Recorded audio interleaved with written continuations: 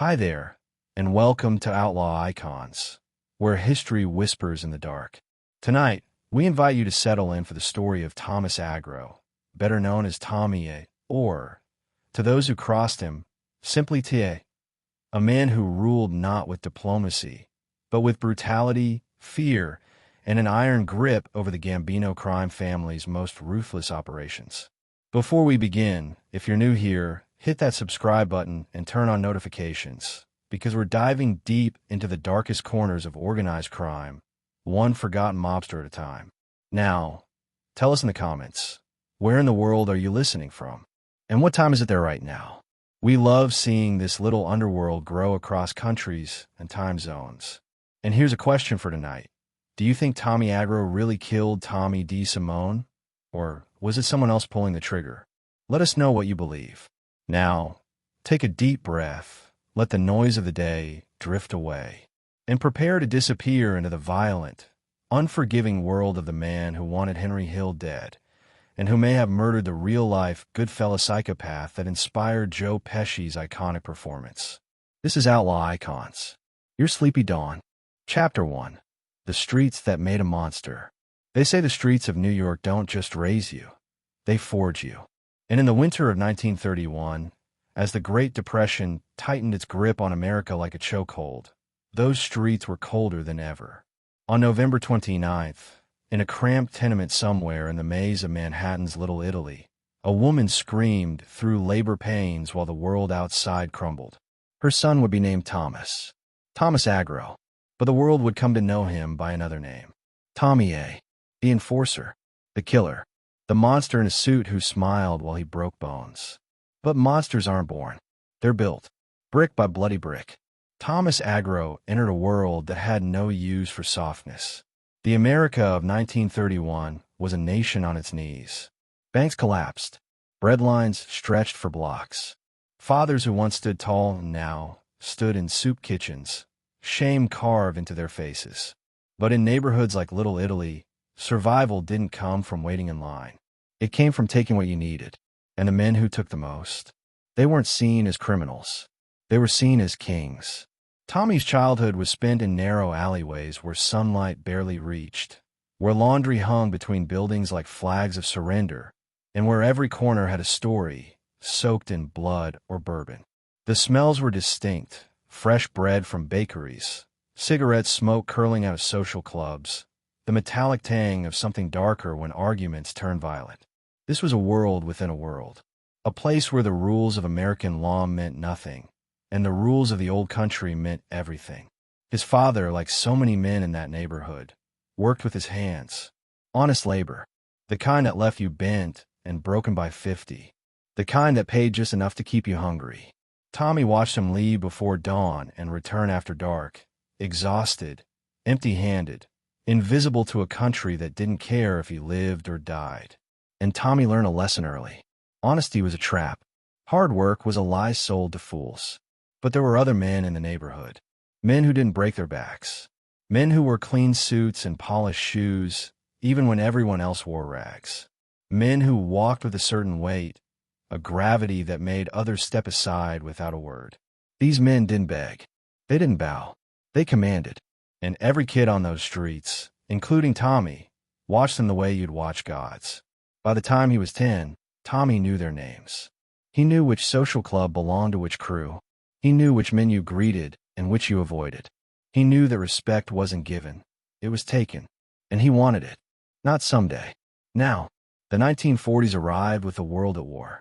American boys were shipped overseas to fight fascism. But back home, a different kind of war was brewing. The Mafia, which had spent Prohibition building empires on illegal booze, was now diversifying. Gambling, loan sharking, labor racketeering, extortion. The war economy created opportunities, and the mob seized everyone. Ration stamps became currency. Black markets flourished. And for young men like Tommy Agro, the streets became a classroom in cruelty. Tommy wasn't particularly tall. He wasn't the strongest kid on the block. But he had something else. Something more dangerous. He had hunger. A gnawing, insatiable need to prove he mattered. To prove he wasn't like his father, beaten down and invisible. He wanted to be feared. And fear, he learned, was the ultimate currency. His entry into the underworld wasn't dramatic. There was no initiation ceremony, no blood oath. Not yet. It started small, the way it always does. Running errands for older guys. Delivering envelopes he was told never to open. Standing lookout while grown men conducted business in basements and backrooms. He learned to keep his mouth shut and his eyes sharp. He learned that loyalty was rewarded and betrayal was punished with broken fingers or worse. By his teenage years, Tommy had dropped out of school. Not that it mattered. The only education that counted happened on the corner, in the alley, in the smoke-filled backrooms of neighborhood clubs where card games turned into fistfights and fistfights turned into something permanent. He watched men settle debts with violence. He watched bodies dragged into cars in the middle of the night. He watched, and he learned. Post-war America was supposed to be a time of hope. The boys came home. Families reunited. The economy boomed. But in neighborhoods like Tommy's, hope was for suckers. The mob didn't celebrate peace. They exploited it. With soldiers returning and industries expanding, there was more money moving through the city than ever before. And the men who control the flow, they became untouchable. Tommy started making a name for himself, not as a thinker, not as a planner, but as someone willing to do what others hesitated to do. He didn't flinch, didn't ask questions. If someone needed to be reminded of a debt, Tommy reminded them. If someone needed to disappear, Tommy made sure they did. Violence, for him, wasn't emotional. It was mechanical, a job, a skill, and he was good at it. The Italian-American neighborhoods of New York in the 1950s were insular worlds. Everyone knew everyone. Your reputation was everything. Disrespect meant death, or worse, exile. And within this world, the Mafia operated like a shadow government. They ran the docks. They controlled the unions. They decided who worked and who starved. Cops were bought. Politicians were owned. And young men like Tommy Agro, they were the foot soldiers in an invisible army. He wasn't flashy. Not yet. He didn't wear gold chains or drive fancy cars. That would come later. For now, he was learning, watching, absorbing. He saw how the smart ones stayed quiet, how they let others take the spotlight while they took the profit. He saw how power wasn't about being the loudest guy in the room. It was about being the one everyone feared to cross. And Tommy Agro, he was becoming someone you didn't cross. The structure of the Mafia was simple but absolute. At the top were the bosses. Below them, underbosses and consiglieres. Then captains, soldiers, and associates. It was a pyramid built on blood and silence. To move up, you needed a sponsor. Someone who believed you had what it took. Someone willing to vouch for you with their own life. Tommy found his sponsors. Older men who saw in him what they once were. Hungry, ruthless, and devoid of hesitation. They brought him deeper into the fold. Taught him the unwritten rules. Never speak to cops. Never disrespect a made man. Never, ever cooperate. The penalty for breaking these rules wasn't prison. It was a shallow grave. By the mid-50s, Tommy Agro was no longer just a kid running errands. He was an earner, a player. He moved through the underworld with the confidence of someone who knew he belonged. He understood the game. He understood the stakes. And he understood that in this life, you either climbed or you got crushed. But he also understood something else, something darker. In the world he had chosen, there was no retirement plan, no happy ending. You either died in prison, died in the street, or, if you were very lucky, you died in your sleep before the next generation came for your throne. Tommy Agro didn't care, because for a kid who grew up watching his father break his back for pennies, for a kid who grew up invisible and insignificant, this life, brutal, bloody, unforgiving as it was, felt like power. And power, once tasted, is impossible to give up. The streets had shaped him. The culture had claimed him. And now, there was no turning back. Thomas Agro was no longer just a name on a birth certificate. He was becoming something else entirely. Something the world would learn to fear. Chapter 2. Rising through the ranks. 1950s to 1960s. There's a moment in every young criminal's life when the choice becomes irreversible. when the line between who you were and who you're becoming blurs until it disappears completely. For Tommy Agro, that moment didn't arrive with fanfare or ceremony. It came quietly, in the back of a dimly lit social club on Mulberry Street, when an older man with gray eyes and scarred knuckles looked at him and said 6 words that would seal his fate forever. "You're one of us now, kid." Those words weren't a reward. They were a sentence. By the time the 1950s hit their stride, Tommy Agro was no longer an errand boy. He was a presence, the kind of man who walked into a room and changed the temperature. Not because he was loud or flashy, but because everyone knew what he was capable of. And in the world of organized crime, capability isn't measured in charm or intelligence. It's measured in how much pain you're willing to inflict without losing sleep. Tommy didn't lose sleep. The 50s were a golden age for the American Mafia. Post-war prosperity meant money was flowing through every artery of the city. Construction, gambling, the docks, unions, narcotics. If there was a dollar to be made, the mob had their hand in the pocket taking it. And the families, Gambino, Genovese, Lucchese, Colombo, Bonanno, they weren't just gangs. They were corporations. Brutal, efficient, and utterly ruthless. Tommy found his place among them like a key sliding into a lock. He wasn't born into royalty. His last name didn't carry weight. But what he lacked in pedigree, he made up for in sheer, relentless violence. He became an enforcer, a collector, the guy they sent when words stopped working. And words, in that world, stopped working often. Enforcement in the mob wasn't about fairness. It was about fear. If a gambler owed money and couldn't pay, you didn't negotiate. You broke his legs. If a business owner refused to pay protection, you didn't reason with him. You burned his store to the ground. And if someone disrespected a made man, you made sure they never disrespected anyone again. Tommy did the work without hesitation, without remorse. He understood that in this life, mercy was weakness. Compassion was suicide. The only language that mattered was power, and power was spoken through fists, bats, and bullets. But Tommy wasn't just muscle. He was learning, watching, absorbing the mechanics of the machine. He saw how the smart operators stayed in the shadows, how they let others take the risks while they collected the rewards. He saw how the loudest guy in the room was usually the first one to get whacked when things went sideways.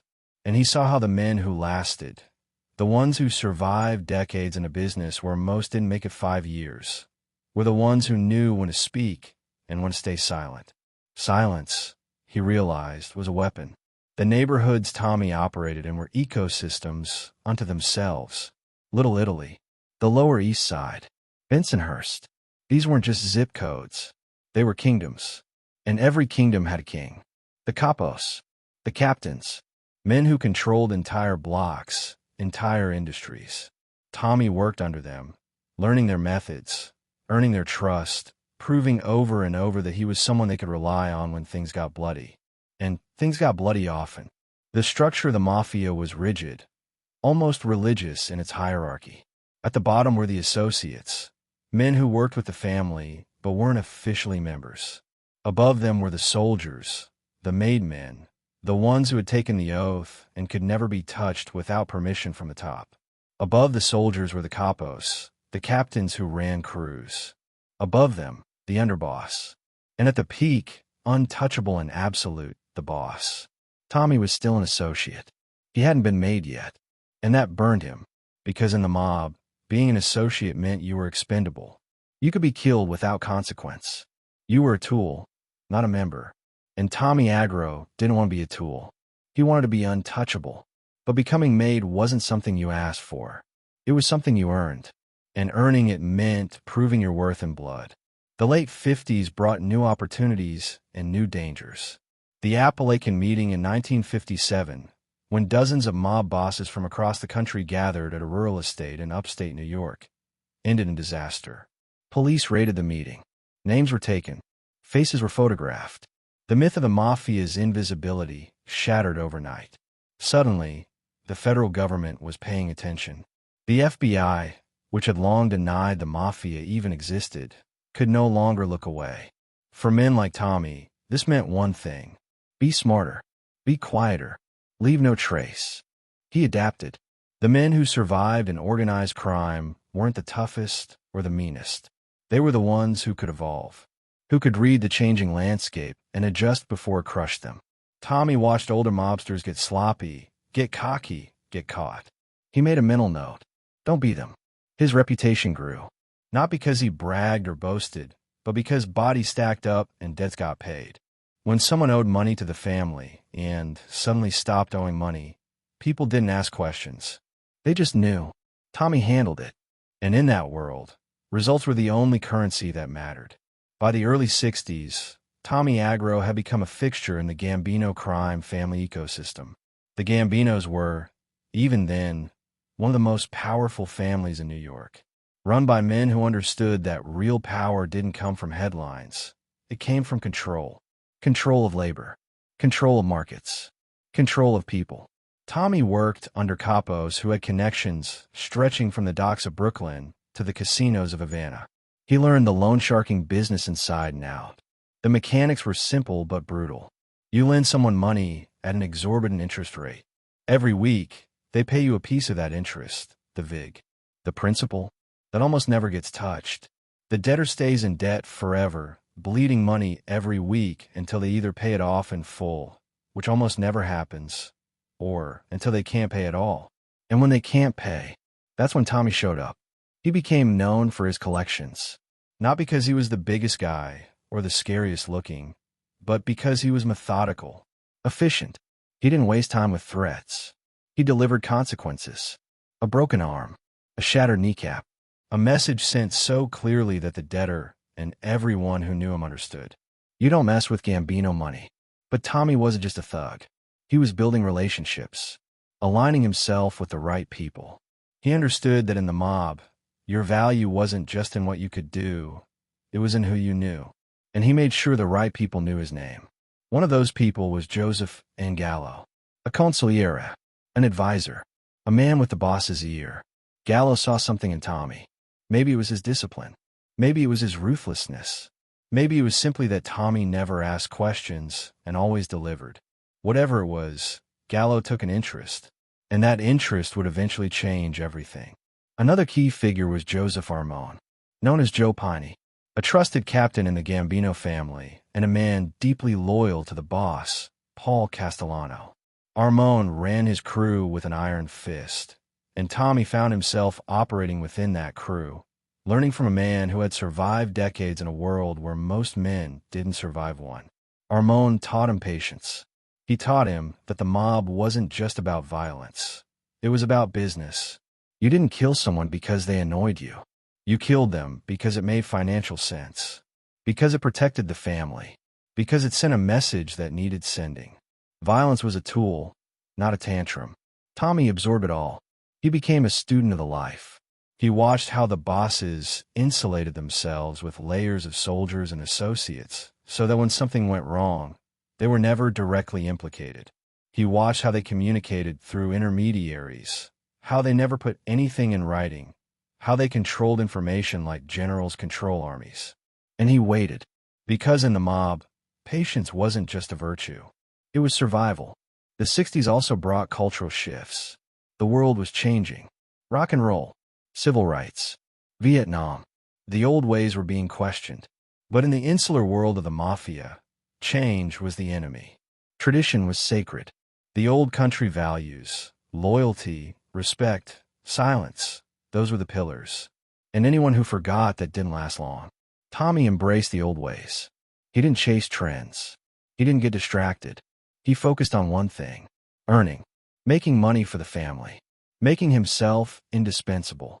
Because in a world where loyalty was preached but rarely practiced, the only real insurance policy was being too valuable to kill. He also learned the importance of reputation. In the mob, your reputation preceded you. It opened doors or closed them. It kept you alive or got you killed. Tommy cultivated his carefully. He wasn't a loudmouth. He wasn't a braggart.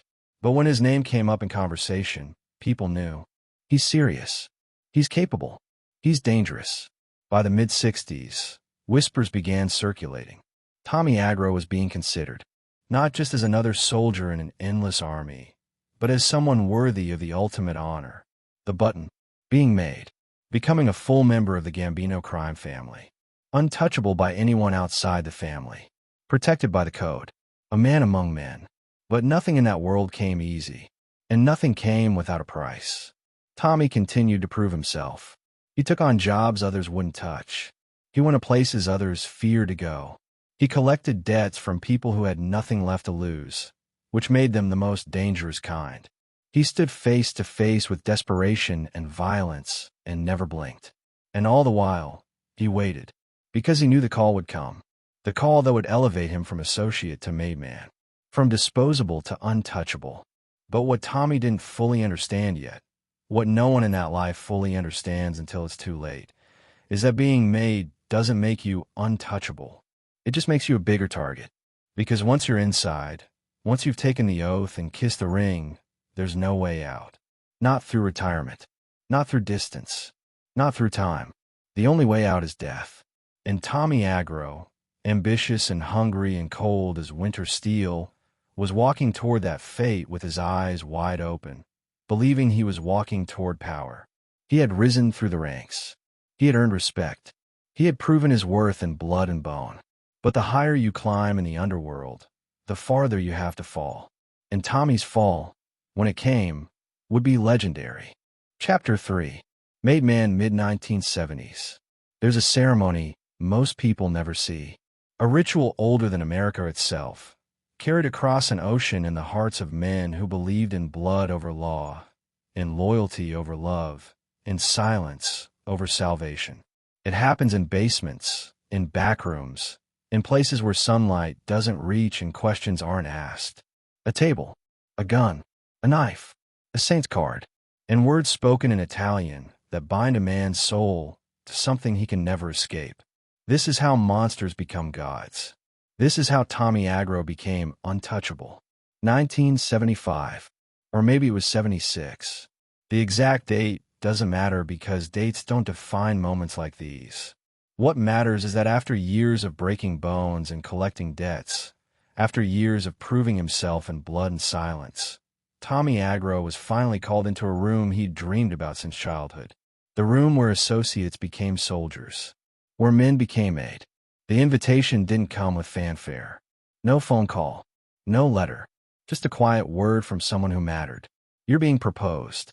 And with those 3 words, everything changed. Not because Tommy was different, but because the world would now see him differently, treat him differently, fear him differently. But getting proposed wasn't the same as getting made.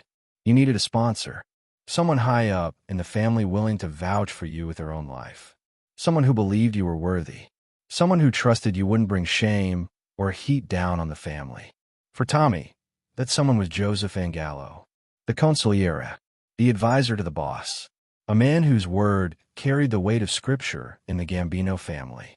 Gallo had watched Tommy for years, watched him handle collections without hesitation, watched him take beatings and never rat, watched him kill when necessary and stay silent when questioned. Gallo saw what the family needed, a soldier who didn't flinch, a soldier who understood that loyalty wasn't a feeling. It was a choice you made every single day, even when it cost you everything. So Gallo put Tommy's name forward, and the bosses agreed. The ceremony itself is shrouded in myth and secrecy, but the basics are known. You enter a room full of made men, men who have already taken the oath, men who have already crossed the line from which there is no return. On the table in front of you is a gun and a knife, symbols of how you live and how you'll die. Your finger is pricked, blood is drawn, a saint card is placed in your hands and set on fire. And as it burns, you repeat the oath. Words that roughly translate to this: I enter alive into this organization, and I will leave it dead. If I betray my brothers, may I burn like this saint. The card burns, the blood dries, and you are reborn, not as Tommy Agro, but as a made man in the Gambino crime family. A soldier in an army that answers to no government, no law, no authority except its own. For Tommy, this wasn't just an honor. It was validation. Proof that the kid from the tenements, the kid whose father broke his back for nothing, the kid who grew up watching and waiting and wanting, that kid had made it. He was somebody. He mattered. And more importantly, he could no longer be killed without permission from the top. That protection, that shield of maid status, was worth more than any amount of money. But it came with responsibilities. Heavy ones. Once you're maid, you belong to the family in ways that go beyond loyalty. Your time isn't your own. Your money isn't your own. Your life isn't your own. If the boss calls, you answer.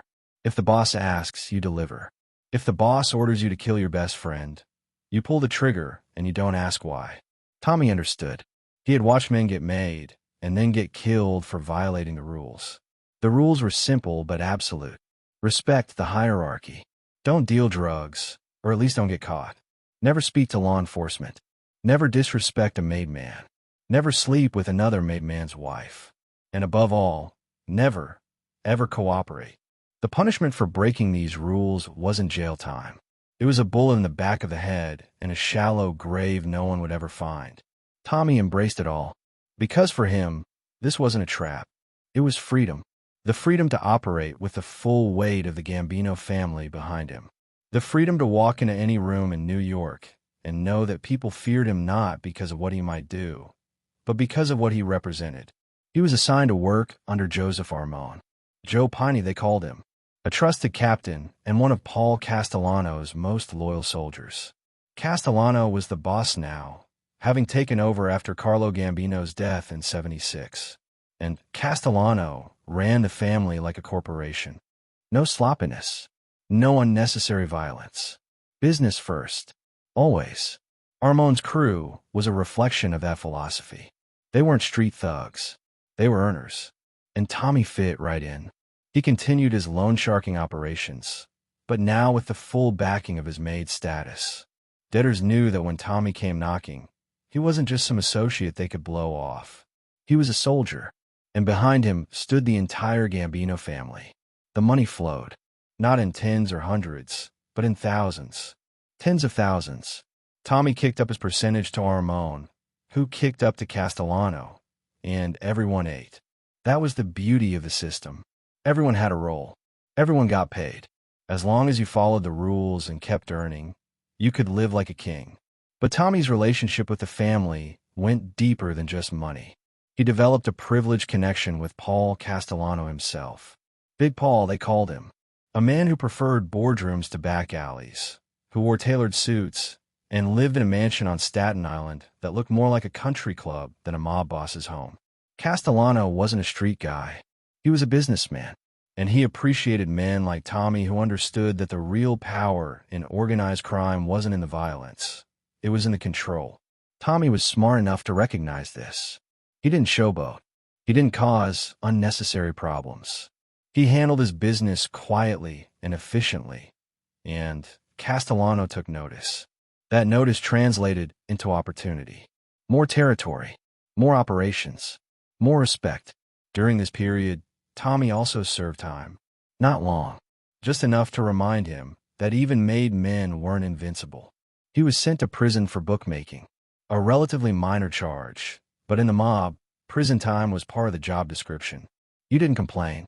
You didn't make deals. You did your time, kept your mouth shut, and when you got out, you got back to work. Prison was also where reputations were solidified, and Tommy's reputation preceded him. Other inmates knew who he was, knew what family he belonged to, knew that disrespecting him meant disrespecting the Gambinos. So he did his time in relative comfort, with the kind of privileges that came for being connected. Good food, protection, respect. But more importantly, prison was where Tommy deepened his connections. He met other made guys from other families, shared meals, shared stories, built relationships that would prove useful later. Because in the mob, your network was everything. The more people who owed you favors, the more people who feared or respected you, the safer you were. When he got out, Tommy returned to the streets with even more authority. He split his time between New York and Florida. By 1976, he was dividing his year between the cold winters of New York and the warm beaches of Palm Beach County. Florida was a gold mine for organized crime, gambling, loan sharking, retirees with money to burn and vices to feed. And the Gambino family wanted a piece of it. Tommy was sent to establish operations. to build a network, to create a pipeline of money flowing back to New York. And he did it with the same ruthless efficiency he brought to everything else. He set up bookmaking operations, loan sharking rings. He found local criminals willing to work under the Gambino banner and put them to work. Florida in the 70s was a different world. Sunny, open, less crowded than New York. But the same rules applied. Respect, fear, silence. Tommy brought the old world mentality to the new world landscape, and it worked. Money poured in, and with money came power. But Tommy couldn't do it alone. He needed someone on the ground, someone he could trust to run things when he was back in New York. Someone hungry enough to earn, but loyal enough not to skim. He found that someone in a man named Joseph Iannuzzi, a local operator with ambition and just enough fear to keep him in line. Tommy took Iannuzzi under his wing, not out of kindness, but out of necessity. He gave him a territory, gave him a stake, and in return, Iannuzzi became Tommy's eyes and ears in Florida, his enforcer, his collector, his extension, and for a while, it worked beautifully.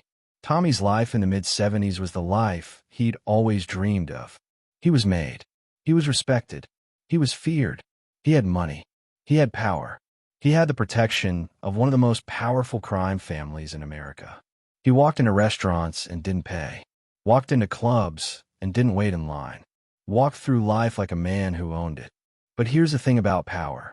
It's never static. It's always shifting. Always contested. Always one mistake away from slipping through your fingers. And in the world Tommy inhabited, mistakes weren't forgiven. They were buried. He had climbed higher than most men in his position ever would. He had earned his button. He had the boss's ear. He had operations in 2 states. He was living proof that the American dream existed, even if that dream was built on extortion, violence, and fear. But dreams, especially ones built in the underworld, have a way of turning into nightmares. And Tommy Agro's nightmare was just beginning. Because the higher you rise, the more enemies you make. The more money you touch, the more people want to take it. The more power you wield, the more dangerous you become, not just to others, but to yourself. Tommy Agro was a made man, untouchable by the rules of the street, protected by the code of silence. But codes can be broken, rules can be bent, and untouchable men can still bleed. The question wasn't if Tommy would fall. It was when, and how far. Chapter 4. The Florida Connection, 1976 to 1980. There's something about Florida that attracts a certain kind of man. Maybe it's the heat that makes people forget where they came from. Maybe it's the palm trees swaying like they're telling you to relax, to let your guard down. Or maybe it's just that Florida in the 70s was far enough from New York to feel like freedom, but close enough to still be dangerous. For Tommy Agro, Florida wasn't a vacation. It was an opportunity, a kingdom waiting to be conquered, a place where the rules were the same, but the players were softer, slower, easier to control. By 1976, Tommy was splitting his time between the gray streets of New York and the sun-soaked sprawl of Palm Beach County. It wasn't a choice born from leisure. It was strategy. The Gambino family saw what Tommy saw. Florida was filling up with retirees, tourists, gamblers, and degenerates. People with money. People with vices. People who needed what the mob was selling. Loans. Bets. Protection. And if they didn't think they needed it, well, Tommy was very good at convincing them otherwise. He arrived in Florida with a mandate. Build operations. Establish control. Make money. Lots of it. And send it back to New York where it would be divided up the chain of command. Every hand taking a piece until what remained was still more than most honest men would see in a lifetime. Tommy moved through Florida like a man who owned it. And in many ways, he did. He set up bookmaking operations where locals could place bets on anything. Football, baseball, horse races, dog races. It didn't matter. The house always won, and Tommy was the house. He established loan sharking networks, lending money to people who couldn't get it anywhere else. The terms were brutal. The interest rates were suffocating. The consequences for missing payments were worse. But the brilliance of loan sharking wasn't just in the money. It was in the control. Once someone owed you, they were yours. They worked for you. They brought you information. They brought you other customers. A single loan could spiderweb into a dozen more, each one tightening the web, each one feeding the machine. Tommy understood this better than most. He didn't just lend money. He built empires on debt, empires that stretched across Palm Beach County and beyond. And he did it all under the banner of the Gambino crime family, which meant anyone who didn't pay wasn't just disrespecting Tommy. They were disrespecting one of the most powerful criminal organizations in the world. But Tommy couldn't be everywhere at once. He needed someone local, someone who understood Florida, someone who could operate independently but still answer to him, someone loyal enough to be trusted and hungry enough to hustle. He found that man in Joseph Iannuzzi. Iannuzzi wasn't a big name when they met. He was a local operator, a guy with connections, a guy who knew people, a guy who had been doing small-time bookie work and was looking for something bigger. Tommy saw potential, not because Iannuzzi was particularly smart or tough, but because he was eager. And eagerness, in Tommy's world, was currency. Tommy brought Iannuzzi into the fold, not as an equal, but as a tool, a representative, someone who could carry Tommy's name and reputation when Tommy was back in New York handling business. Iannuzzi was given a territory, a stake, a chance to earn, and in return, he became Tommy's man in Florida. His eyes, his ears, his fists when needed. It was during this time, at the Greyhound racing tracks where both men spent countless nights, that Tommy gave Iannuzzi his nickname, Joe Dogs. It stuck, not because it was clever, but because Tommy said it was. And what Tommy said became truth. Joe Dogs it was. And Joe Dogs he would remain. The two men became a team, though not in the traditional sense. Tommy was the boss. Joe Dogs was the worker. There was no confusion about hierarchy, no ambiguity about who gave orders and who followed them. But there was a rhythm, a routine, a system that, for a few years, worked like a well-oiled machine. They frequented the top night spots in Palm Beach County, places where the drinks were strong and the women were willing and the conversations were always about money. They went to the dog tracks, watching greyhounds chase mechanical rabbits while thousands of dollars changed hands on every race. They operated in the open because in Florida, unlike New York, the mob wasn't as entrenched. The local cops were easier to buy. The local criminals were easier to intimidate. And the money, God, the money was everywhere. Joe Dogs was given free rein to operate on behalf of Tommy Agro and the Gambino crime family. He ran bookmaking operations out of bars and backrooms. He loaned money to desperate men at interest rates that would make a bank blush. He engaged in occasional robberies and burglaries when opportunities presented themselves. And he reported everything back to Tommy, who took his cut and sent the rest up the ladder to New York. The system was elegant in its simplicity. Tommy had positioned himself as the bridge between Florida and the family. He controlled the flow of information and money, which meant he controlled everything. And for a while, everyone was happy. Joe Dogs was making more money than he ever had. Tommy was earning and building his reputation as a man who could establish operations anywhere. And the bosses back in New York were pleased with the steady stream of cash flowing out of the Florida sun and into their pockets. But money, especially dirty money, has a way of complicating relationships. And the relationship between Tommy Agro and Joe Dogs was about to get very complicated. The mechanics of their operation were straightforward, but required trust. Tommy would lend Joe Dogs a large sum of money, not as a gift, as a loan. Joe Dogs would then use that money to facilitate his own loan sharking book. He would lend it out to other people at even higher rates. The difference between what he paid Tommy and what he charged his own customers was called the spread. That spread was Joe Dogs' profit. Every week, Joe Dogs was supposed to pay Tommy several percentage points. The VIG, the interest. Weeks would go by, sometimes months, and Joe Dogs would collect these payments, holding on to them until Tommy came to Florida or Joe Dogs went to New York. It was a system built on trust, and trust in the mob was always conditional. When Tommy's sponsor, Joseph and Gallo, visited Florida, it was Joe Dogs' responsibility to take care of him, show him the sights, pick up his tabs, make sure he was comfortable. Because in the mob, hospitality wasn't optional. It was mandatory. Disrespect a higher-up, and you might as well dig your own grave. Joe Dogs understood this. He played his role. He showed respect. He made sure Gallo left Florida thinking Tommy had built something impressive. And for a while, everything seemed perfect. But perfection in the underworld is an illusion. A fragile construct held together by fear and greed, both of which can turn on you without warning. By 1980, cracks began to show. The relationship between Tommy and Joe Dogs, which had once been mutually beneficial, started to fizzle. The reasons were predictable. Money. Specifically, money that Joe Dogs owed Tommy but couldn't pay. Tommy had lent Joe Dogs a sizable amount. Not pocket change. Serious money. Money that was supposed to generate weekly returns. But Joe Dogs had gotten sloppy. Maybe he made bad loans to people who couldn't pay. Maybe he spent money he shouldn't have. Maybe he just got greedy and thought he could hold onto the cash a little longer without consequences. Whatever the reason, the payments started coming late. Then smaller than expected. Then not at all. And Tommy Agro was not the kind of man you didn't pay. At first, Tommy was patient. He understood that in loan sharking, sometimes people hit rough patches. But patience has limits.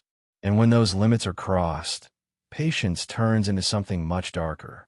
Tommy started making calls, started asking questions, started applying pressure. Joe Dogs, feeling the heat, made excuses. The usual ones. Things are slow. I'm working on it. I'll have it next week. But next week came and went, and the money didn't. Tommy's anger simmered. Not the loud, explosive kind. The cold, calculating kind. The kind that doesn't yell, but makes your blood freeze when you hear it in someone's voice. Joe Dogs have been warned, have been given chances. But every missed payment was a sign of disrespect. And disrespect, in Tommy's world, had consequences. Meanwhile, Tommy's life continued to expand in other directions.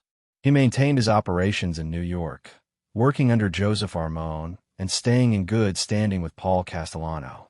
He cultivated relationships with other made men, building a network that stretched across state lines and crime families. He was involved in labor racketeering, extortion, gambling. Every revenue stream the mob had a hand in, Tommy touched. But Florida remained his pride, his project, the proof that he could build something from nothing. And Joe Dogs, by failing to pay, was threatening that, not just financially, but reputationally. Because if word got out that Tommy Agro's guy in Florida wasn't paying his debts, it made Tommy look weak. And looking weak in the mob was a death sentence. Tommy gave Joe Dogs one more chance, one more warning, one more opportunity to make things right. But the money still didn't come. Not enough of it. Not fast enough. And that's when Tommy decided it was time to send a message. The thing about messages in the underworld is they're not written in words. They're written in pain, in broken bones, in screams that echo in empty parking lots. Messages aren't meant to be subtle. They're meant to be remembered. And Tommy Agro was very good at delivering messages people never forgot. He didn't tell Joe Dogs what was coming. Didn't give him a heads up. That would defeat the purpose. The beauty of violence, when used correctly, is in its suddenness, its inevitability. The moment when a man realizes he's been weighed, measured, and found wanting. For Joe Dogs, that moment was coming, and it would change everything. Because in 1980, the Florida dream that Tommy Agro had built was about to turn into a nightmare. The relationships were fraying. The money was drying up. The trust was gone. And when trust dies in the mob, bodies usually follow. Tommy Agro stood at a crossroads. He could let Joe Dogs slide, accept the losses, and move on. But that would make him look soft. Or he could do what he'd always done, what he was known for, what the family expected. He could deliver a message, one that would remind everyone in Florida, and everyone who heard about it afterward, that Tommy Agro wasn't someone you crossed. The sun still shone over Palm Beach County. The palm trees still swayed. The dog track still ran. But underneath all that beauty, something ugly was growing, and it was about to explode. Chapter 5. Joe Dogs. The Protégé. Late 1970s. Every empire needs foot soldiers.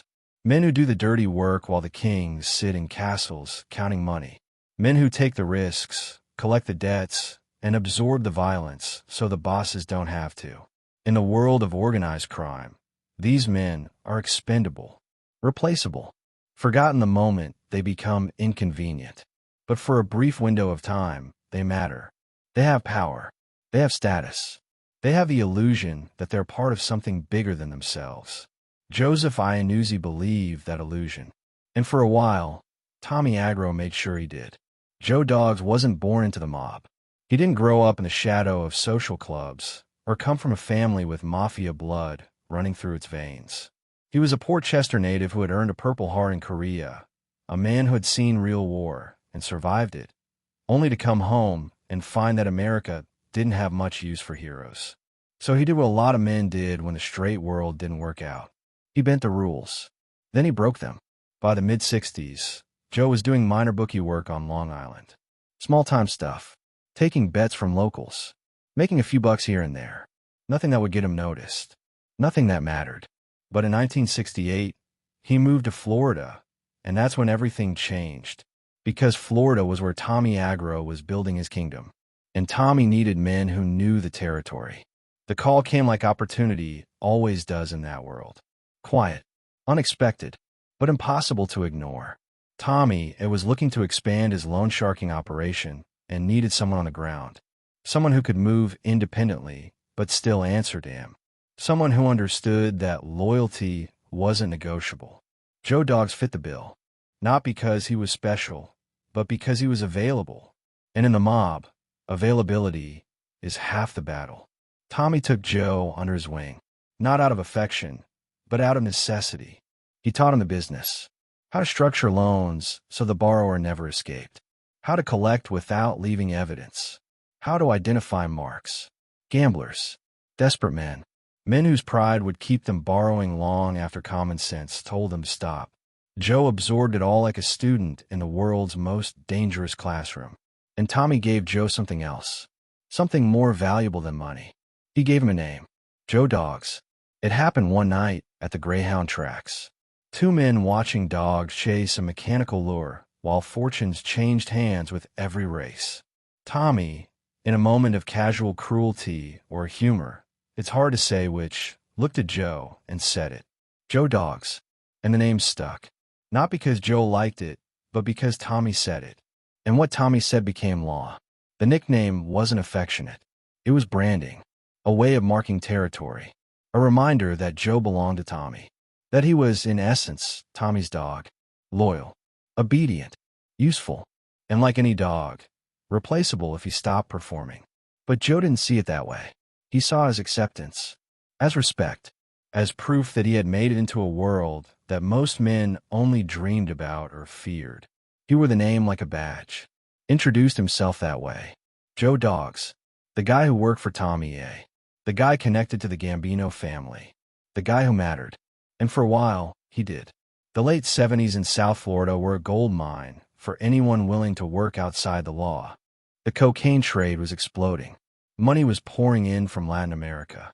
Retirees were flooding the state with their pensions and savings, looking for sunshine and finding sharks instead.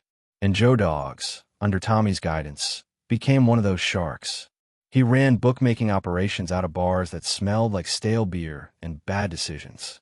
He took bets on everything: college football, pro basketball, boxing matches, horse races.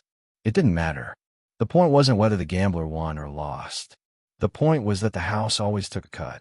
And the house, in this case, was Joe Dogs, which meant it was Tommy Agro, which meant it was the Gambino crime family. Joe also became deeply involved in loan sharking. Tommy had given him access to serious money. Not his own. Gambino money. Money that came with expectations. Joe would lend it out at brutal interest rates. Guys who needed $5,000 to cover a gambling debt would borrow it and end up owing 10, 15, 20,000 over time because they could never touch the principal. They just bled, week after week, payment after payment. And Joe collected. He was good at it. Better than Tommy expected. Joe had a way with people. He could be charming when he needed to be. Friendly. Almost likable. Right up until the moment you didn't pay. Then the charm evaporated, and what remained was something colder. Something meaner.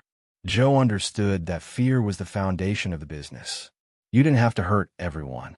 You just had to hurt enough people that the story spread. And the story spread.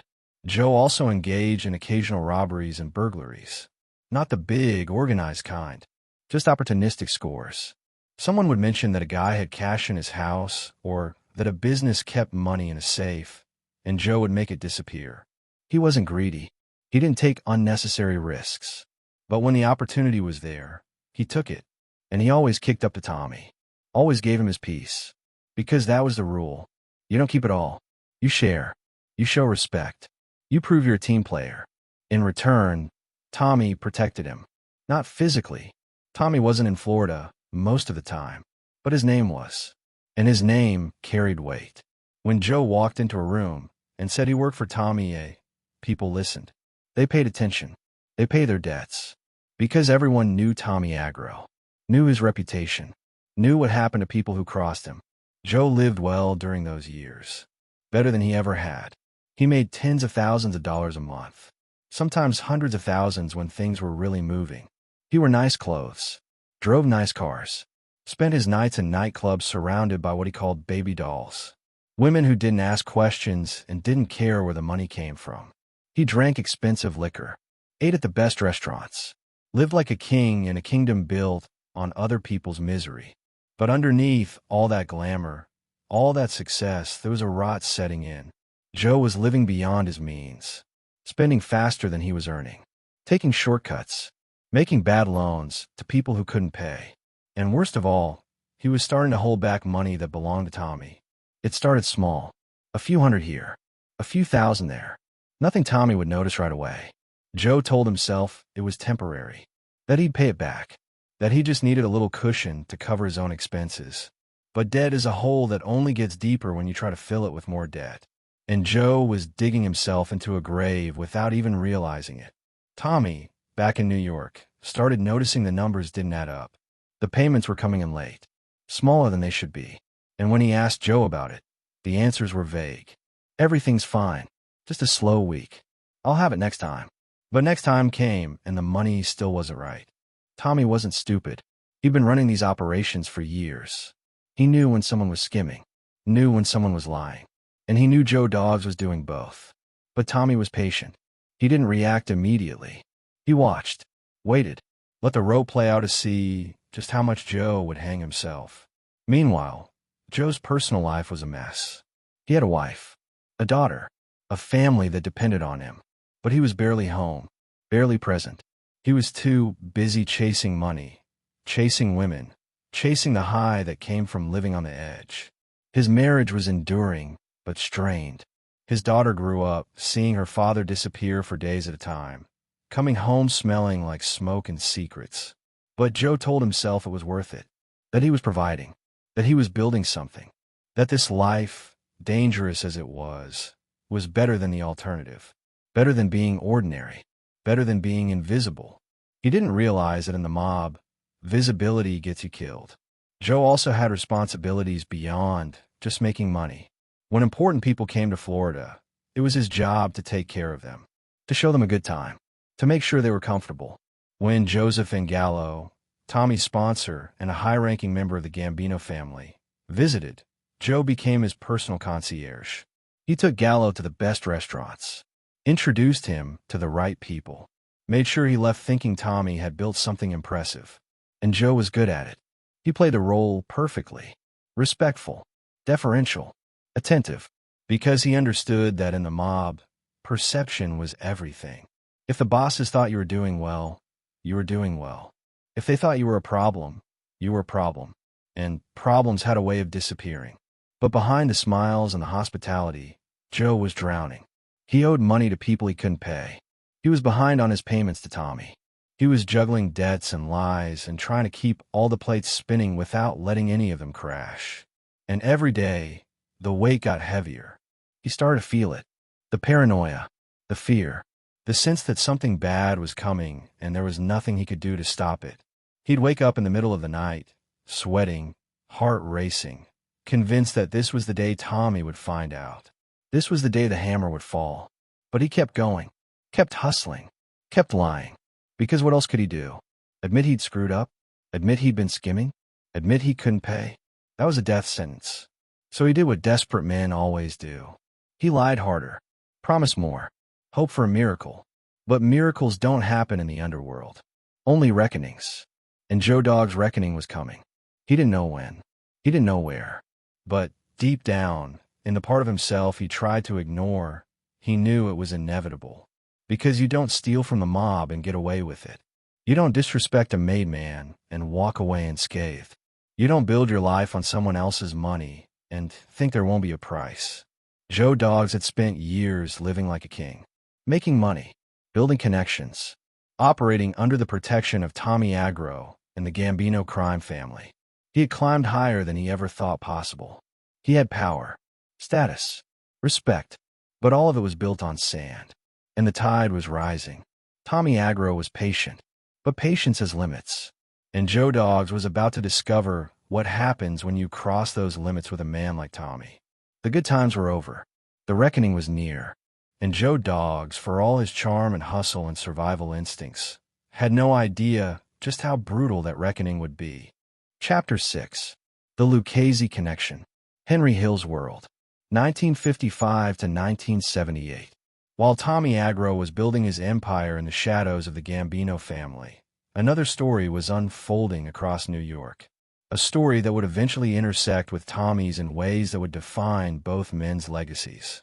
This is the story of Henry Hill, a half-Irish kid who could never be made, but who got closer to the heart of the Mafia than most full-blooded Italians ever would. A kid who fell in love with a life so completely that he lost everything to it. A kid who became a rat, and in doing so, became the most famous mobster who was never actually a mobster. Henry Hill was born on June 11th, 1943, in Brooklyn, New York. His father was Irish. His mother was Sicilian. That mixture, that split heritage, meant Henry could get close to the Mafia, but never fully inside. He could earn with them, kill with them, go to prison with them, but he could never take the oath, never become made. Because the rules were absolute. You had to be full-blooded Italian. Anything less, and you were always an outsider, no matter how much money you made or how many bodies you buried. But Henry didn't care about the rules. Not when he was 11 years old and first wandered into a cab stand across the street from his family's apartment in the Brownsville section of Brooklyn. The cab stand wasn't really a cab stand. It was a front, a base of operations for Paul Vario, a capo in the Lucchese crime family. And to young Henry Hill, it was paradise. He watched the men who came and went, watched how they dressed, how they moved, how people stepped aside when they walked down the street. These men didn't work regular jobs, didn't punch clocks, didn't bow to anyone. They lived by their own rules in a world Henry desperately wanted to join. So in 1955, when he was just 11 years old, Henry started hanging around, running errands, making himself useful, hoping someone would notice. Paul Vario noticed, and Vario, seeing a kid who was hungry and willing, gave him small jobs, delivering packages, carrying messages. Nothing illegal at first, just enough to bring Henry into the orbit, to make him feel like he belonged. And Henry belonged in a way he never had anywhere else. School meant nothing to him. His father's world of honest labor meant even less. But this world, this underworld, felt like home. By his teenage years, Henry had dropped out of school completely. His father would beat him for it, try to discipline him, try to force him back into a normal life. But Vario had the local mailman intimidated. School correspondence stopped arriving at the Hill household. And without those letters, Henry's father couldn't keep track, couldn't control him. And Henry was free to dive deeper into the life. He met James Burke, Jimmy the Gent, they called him, an Irish gangster who was already a legend in the crew. Burke was a master of the truck hijacking game. He could spot a score from a mile away, could plan a heist down to the second, could make a fortune disappear into the black market before the cops even knew it was missing. And he took a liking to Henry, saw something in the kid, ambition, loyalty, a willingness to do whatever it took. Henry also met Tommy DeSimone, a violent, unstable psychopath who was 10 years younger than Henry, but somehow seemed older, meaner, more dangerous. Tommy D, as he was known, came from Mafia royalty. His family had connections to organized crime that ran deep and wide. But Tommy himself was a loose cannon, a killer who enjoyed killing, a man whose temper could flip from jovial to homicidal in seconds. Henry and Tommy became friends, close friends, the kind of friendship that forms in blood and lasts until one of you ends up dead. Together, the three of them, Henry, Jimmy, and Tommy, became a crew within the crew. Paul Vario's guys. They hijacked trucks loaded with merchandise, cigarettes, alcohol, electronics, anything they could fence. They stole, they extorted, they ran scams, and they were good at it. The money rolled in. Not millions, not yet, but enough. Enough to live well, enough to feel powerful, enough to believe the life would last forever. In 1967, they pulled off a job that would cement Henry's reputation within the Lucchese family. The Air France robbery. It started with a tip from Robert McMahon, an insider who worked at the Air France cargo terminal at John F. Kennedy International Airport. McMahon told them about a shipment. Cash, American currency that had been exchanged in Southeast Asia and was being shipped back to the United States. Hundreds of thousands of dollars sitting in a cement block strong room with minimal security. The plan was simple. On April 6, 1967, just before midnight, Henry and Tommy DeSimone drove to the terminal with an empty suitcase, the largest one Henry could find. McMahon had told them the security guard would be on his meal break, told them they could just walk in like they were picking up lost baggage. No one would question it, and no one did. Henry and Tommy walked into the unsecured area, unchallenged. They unlocked the door with a duplicate key McMahon had provided. Using a small flashlight, they found 7 linen bags filled with cash. They loaded them into the suitcase. $420,000. And they walked out. No alarms. No shots fired. No one injured. Clean. Professional. Perfect. The theft wasn't discovered until the following Monday, when a Wells Fargo truck arrived to pick up the cash. By then, Henry and Tommy were long gone. The money was already being divided, laundered, spent, and Henry Hill, barely in his 20s, had just pulled off one of the most successful airport heists of the decade. He believed that job, that single night, endeared him to the Mafia at large, made him someone, proved he wasn't just some half-Irish kid hanging around. He was an earner, a professional, someone who could be trusted with big jobs. And the big jobs kept coming. Henry's personal life during this period was chaotic. He was spending his nights at the Copacabana nightclub in Manhattan, drinking, partying, surrounded by women, living the life that movies are made of. It was during one of these nights that he met Karen Friedman, a Jewish woman from the Five Towns area of Long Island. She came from a completely different world, a legitimate world, but she was drawn to Henry, to the danger, to the excitement, to the way he could walk into the Copa through the back entrance, past the kitchen, straight to the best table without waiting in line. Karen initially had reservations about Henry's criminal activities. She wasn't naive. She knew something was wrong. But Henry's glamorous lifestyle seduced her. The money, the power, the respect. And when a neighbor sexually assaulted her, and Henry beat the man senseless with a revolver, Karen felt something she hadn't expected. Arousal, protection, a sense that this man, dangerous as he was, would always keep her safe. They got married despite her parents' disapproval, despite the warning signs, despite the fact that Henry's world was built on violence and crime. And for a while it worked. They had 2 children, Greg and Gina. They lived in a nice house, drove nice cars. Karen became a mob wife, which meant accepting things she never thought she would. The late nights, the other women, the lies, the constant danger hovering just out of sight. But in 1970, everything changed. It started at a nightclub Henry owned called The Suite. Billy Batts, a made man in the Gambino crime family, had just been released from prison. There was a welcome home party. Drinks, laughter, old friends catching up. But Billy Batts made a mistake. He insulted Tommy DeSimone, reminded him in front of other mobsters that Tommy used to shine shoes as a kid. It was a small thing, a joke. But to Tommy, it was the ultimate disrespect. Tommy leaned over to Henry and Jimmy and said it quietly, "I'm gonna kill that fuck." 2 weeks later, Billy Batts was at the Suite again, and Tommy, who never forgot an insult, decided it was time. With Jimmy's help and Henry acting as lookout, Tommy beat Billy Batts nearly to death right there in the nightclub. They wrapped his body in a tablecloth, threw him in the trunk of Henry's car, and drove upstate to bury him. But Billy wasn't dead.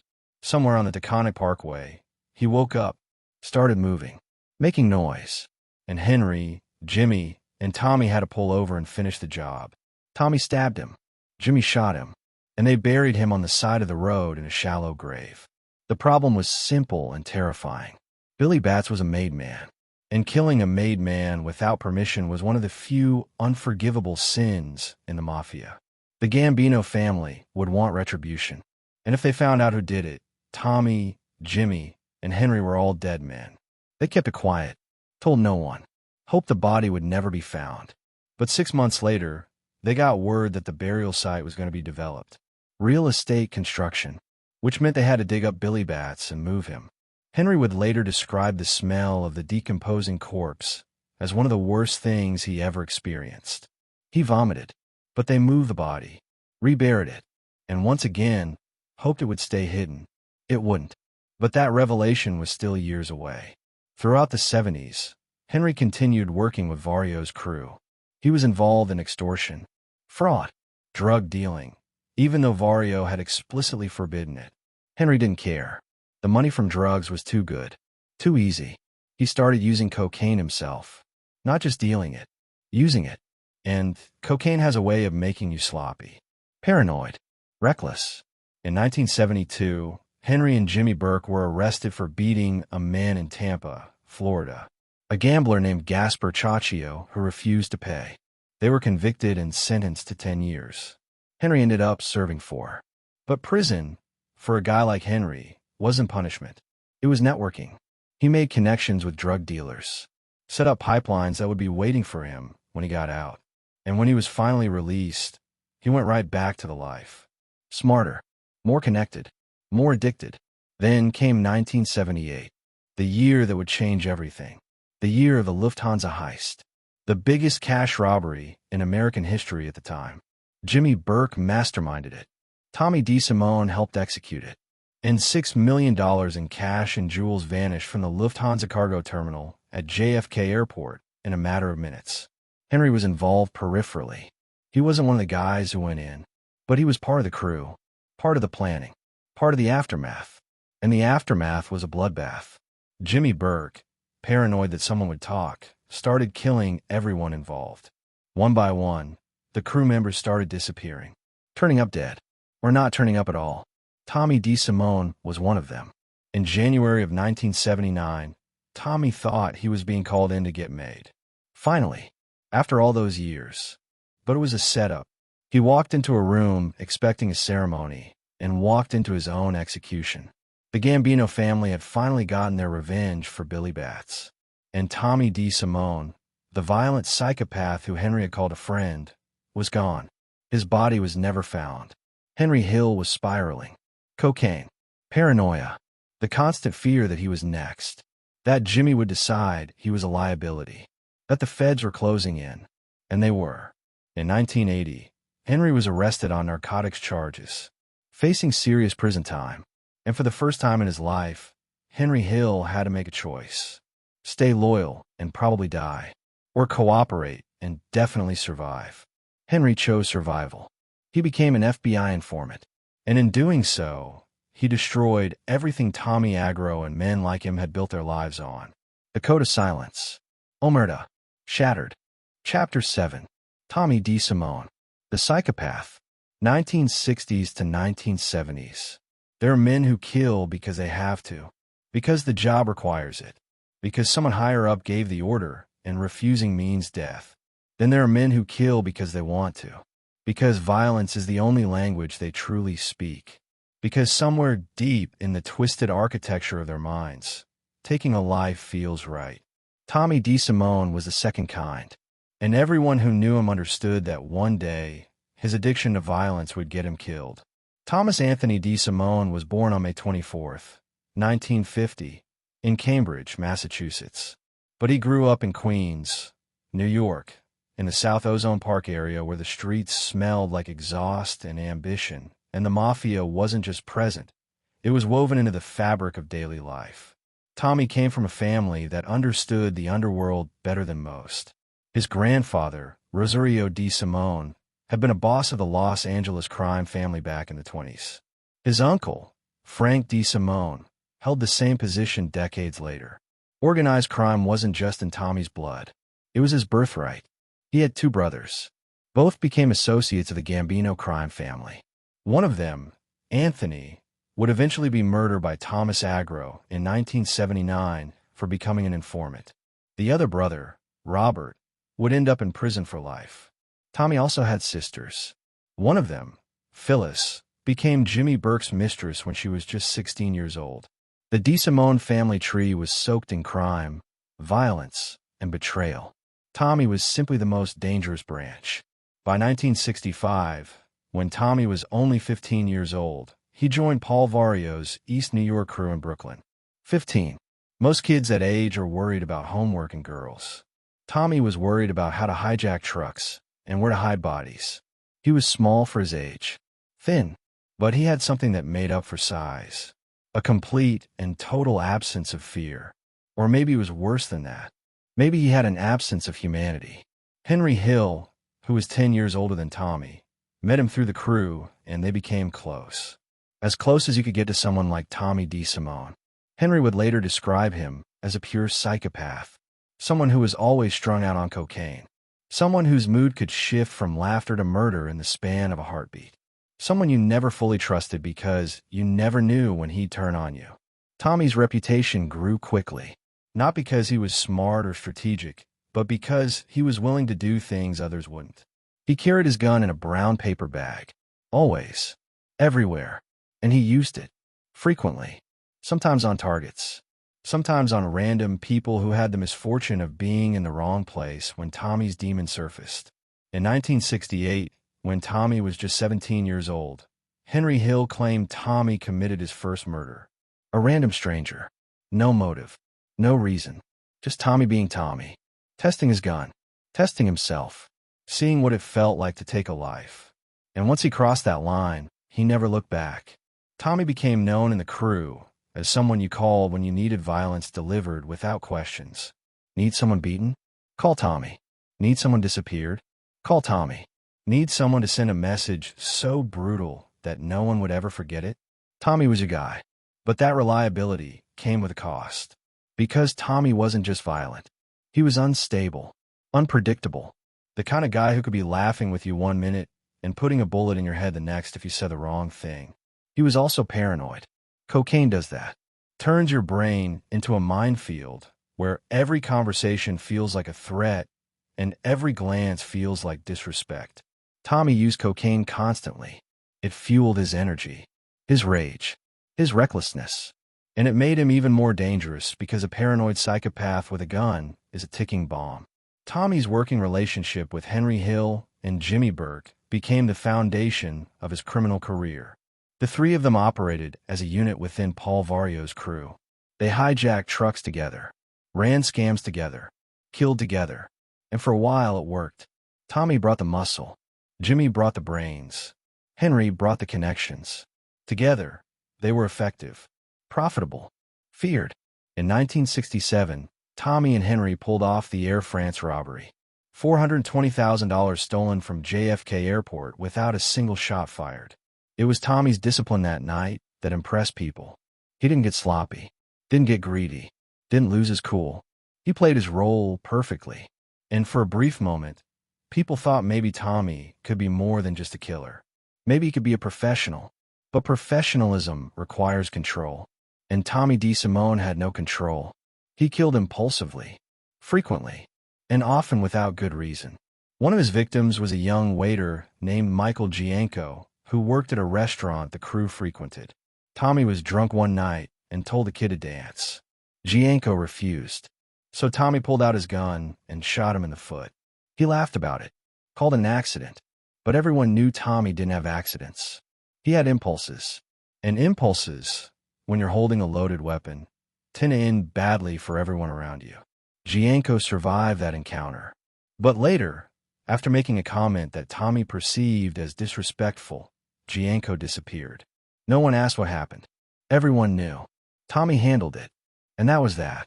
Another victim was Remo Sersani, an informant, someone who had talked to the wrong people. Tommy was ordered to take care of it. And he did. Efficiently. Brutally. Without hesitation. Because that's what Tommy did. He eliminated problems. And he enjoyed it. But the murder that would ultimately seal Tommy's fate happened on June 11th, 1970. It started with a welcome home party. William Benvena, known as Billy Bats, was a made man in the Gambino crime family. He'd just been released from prison, and the crew threw him a party at a nightclub called Robert's Lounge, which was owned by Jimmy Burke. Everyone was drinking, celebrating. The mood was light, until Billy Bats opened his mouth. He saw Tommy DeSimone across the room, and, trying to be funny, trying to entertain the other mobsters, he made a joke. He asked Tommy if he still shined shoes. It was a reference to Tommy's past. When he was a kid, before the mob, Tommy had worked as a shoeshine boy. It wasn't a secret, but it was something Tommy wanted buried, forgotten, and having it brought up in front of other made men, especially men from another family, felt like the ultimate humiliation. Tommy didn't laugh, didn't smile. He leaned over to Henry Hill and Jimmy Burke and said 6 words. "I'm gonna kill that fuck." 2 weeks later, Billy Bats was back at the Suite, another nightclub, this one owned by Henry Hill. And Tommy, who never forgot an insult, decided it was time. He walked up to Billy Bats and started beating him. Not with fists. With everything. A pistol. A bottle. Fists. Feet. Jimmy Burke joined in. Henry Hill shut the doors to keep people out. And together, they beat Billy Bats so badly that they thought he was dead.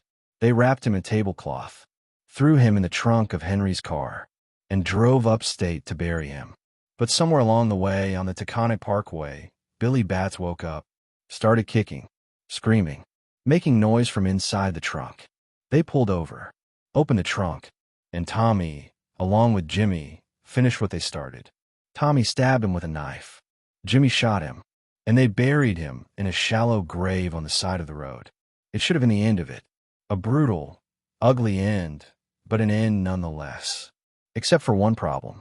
Billy Bats was a made man, and made men, according to the unbreakable rules of the Mafia, could not be killed without permission from their family.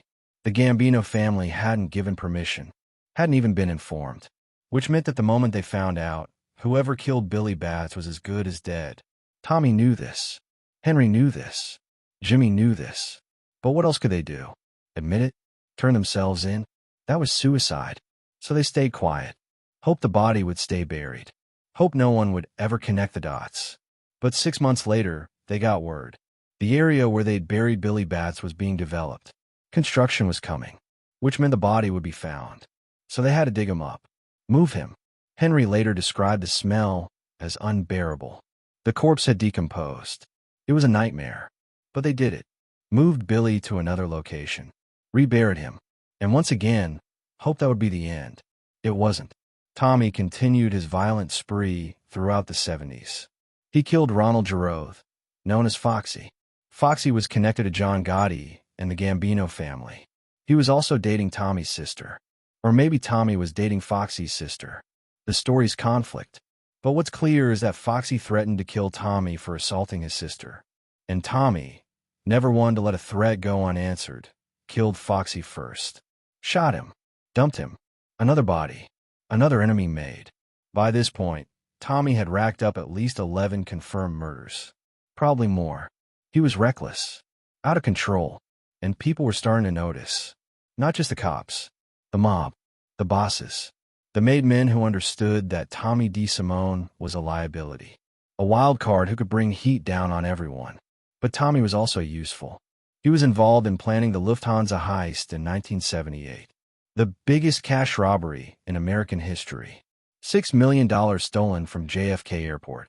Tommy's role was significant. He helped plan it, helped recruit the crew, helped execute it. And on the night of the heist, December 11th, 1978, Tommy was one of the masked men who stormed the cargo terminal and made history. The heist was supposed to be Tommy's crowning achievement. Proof that he was more than just a killer. Proof that he could think, plan, execute complex operations. And for a moment, it worked. The money was taken. The crew escaped. No one was killed during the robbery itself. It was perfect, but the aftermath was a bloodbath. Jimmy Burke, paranoid that someone would talk, started killing everyone involved. One by one, the crew members disappeared. Shot, strangled, dumped in car trunks or shallow graves. Jimmy was cleaning house, eliminating loose ends. And then it was Tommy's turn. In January of 1979, just weeks after the Lufthansa heist, Tommy got a phone call. He was being called in, told he was going to be made. Finally, after all those years, after all that work, after all that blood, he was going to become a made man in the Lucchese crime family. Untouchable, protected, respected. Tommy believed it. He put on his best suit, told his mother he was going to his ceremony, kissed her goodbye, and got into a car with Peter Vario and Bruno Facciolo, two trusted members of the crew. But there was no ceremony. There was no celebration. It was a setup, a lie. And Tommy, walking into that room, must have realized at the moment he saw the emptiness, the absence of people, the silence. He reportedly muttered two words. "Oh no." And then he was dead. Shot, beaten, murdered by the very people he thought were his family. Killed not in some random act of violence, but in a calculated execution ordered by men who had decided Tommy DeSimone was too dangerous to live. The reasons were obvious. Billy Bats, Foxy Giroth, the list of bodies, the recklessness, the violence, the fact that Tommy could never control himself. The Gambino family wanted revenge for their dead, and the Lucchese family, rather than protect Tommy, handed him over. Because in the mob, loyalty only goes so far. And when you become more trouble than you're worth, loyalty evaporates like smoke. Tommy DeSimone's body was never found. No funeral, no grave, just gone, erased, as if he'd never existed. But his legend lived on, in the stories, in the fear, and eventually, in a movie. Joe Pesci would play him in Goodfellas, would win an Oscar for bringing Tommy's psychotic energy to the screen.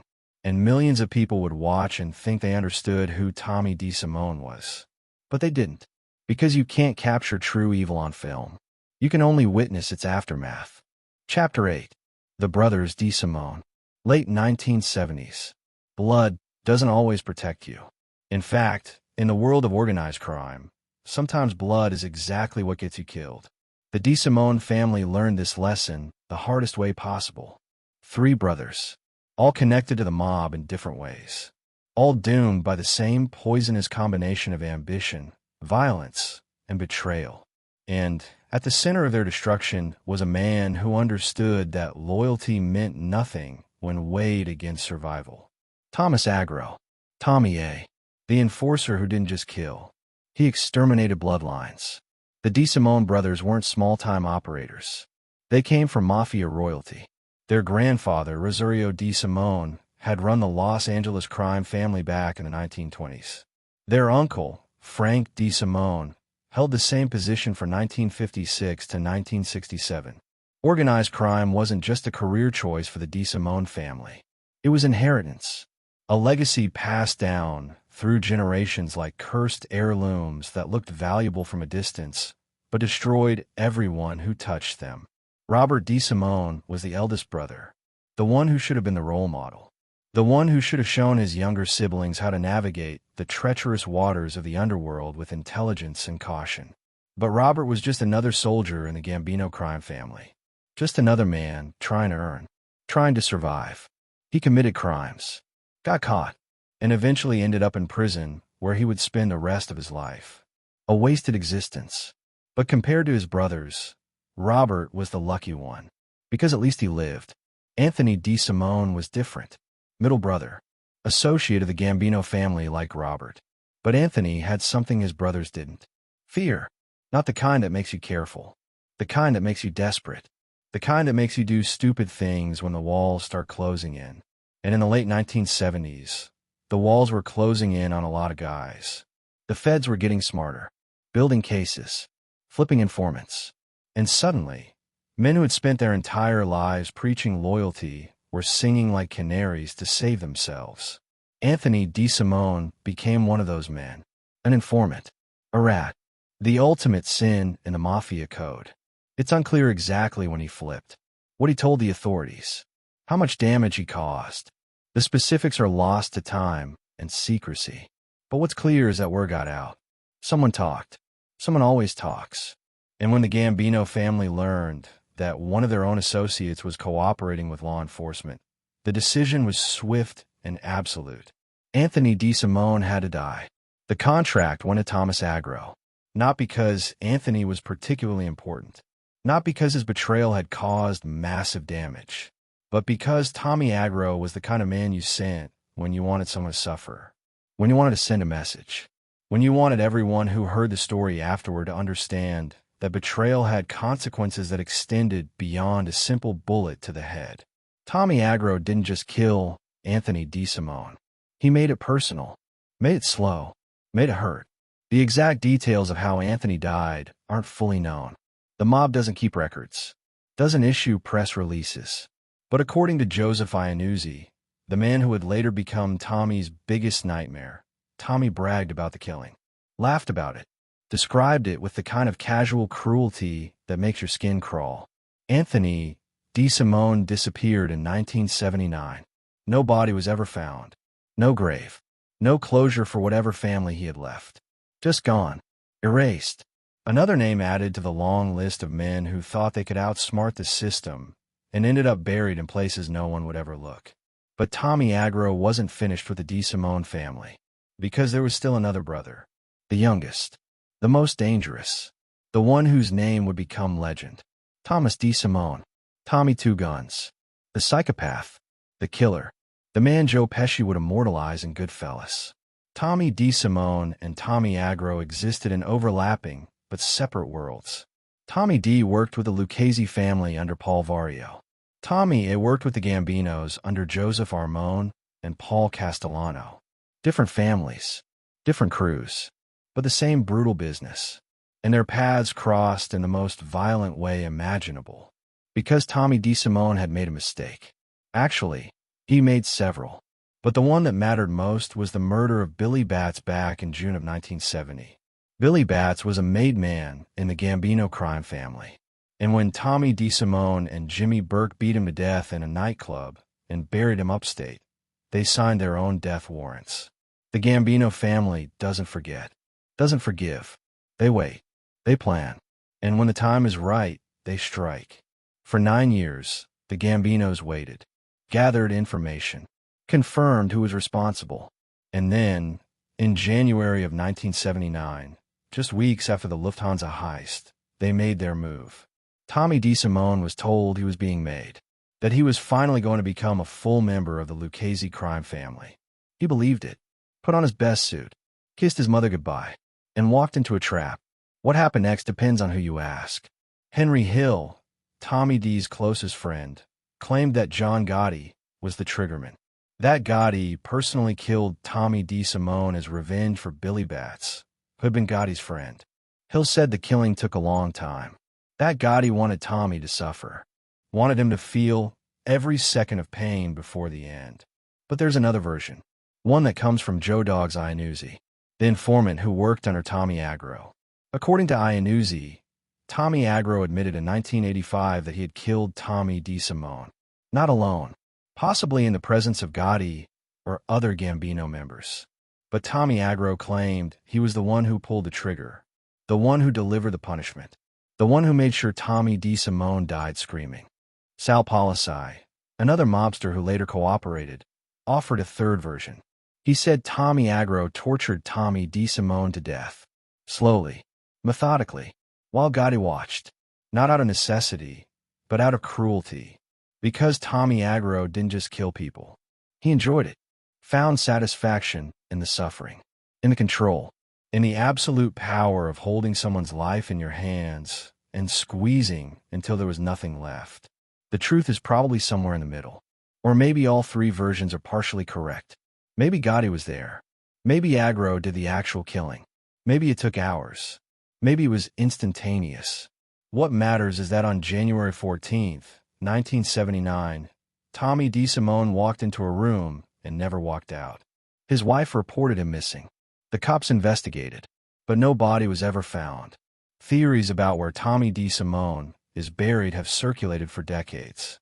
Some believe he's in the hole, a suspected Mafia graveyard on the Brooklyn-Queens border near JFK Airport, a desolate stretch of land where other bodies have been found over the years. Alan Delicato in 1981, Philip Giacone and Dominic Trinchera in 2004.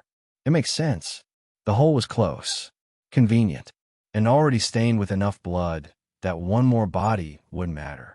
But no one knows for sure, and that's the point. When the mob kills you, they don't just take your life. They take your legacy, your dignity, your final resting place. You don't get a funeral, don't get a headstone. You just disappear, and everyone who knew you learns to forget. With Anthony and Tommy DeSimone dead, that left Robert, the eldest brother, still alive, still in prison.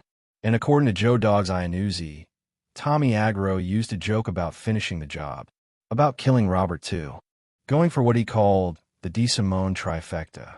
3 brothers, 3 murders, a complete obliteration of the DeSimone male lineage.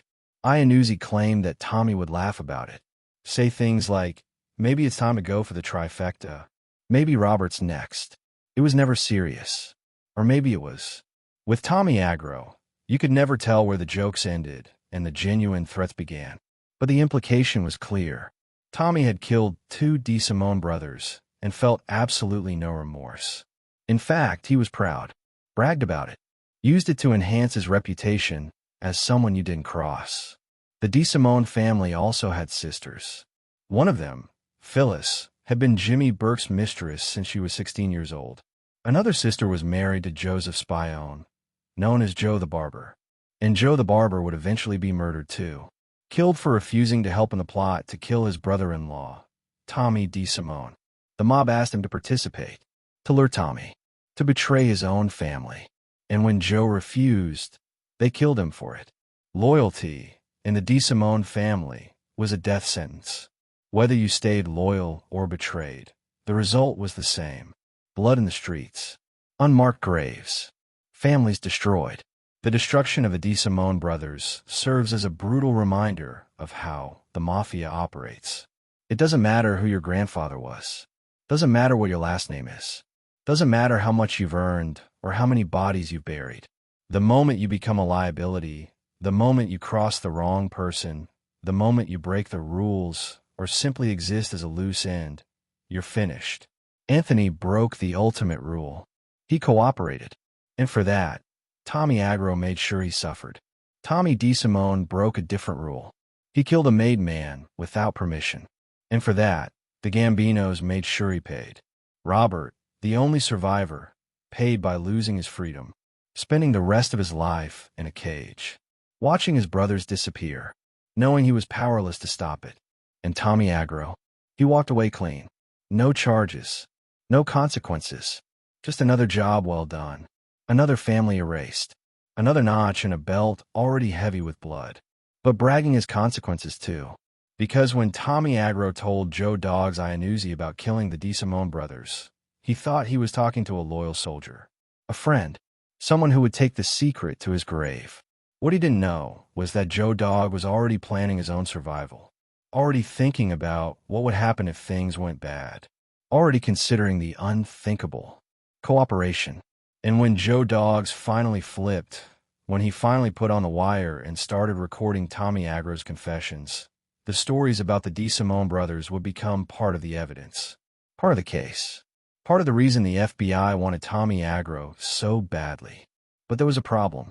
The one time Tommy confessed to killing the DeSimone brothers, Joe Dogs wasn't recording. The wire wasn't on. It was just 2 guys talking, one bragging, one listening.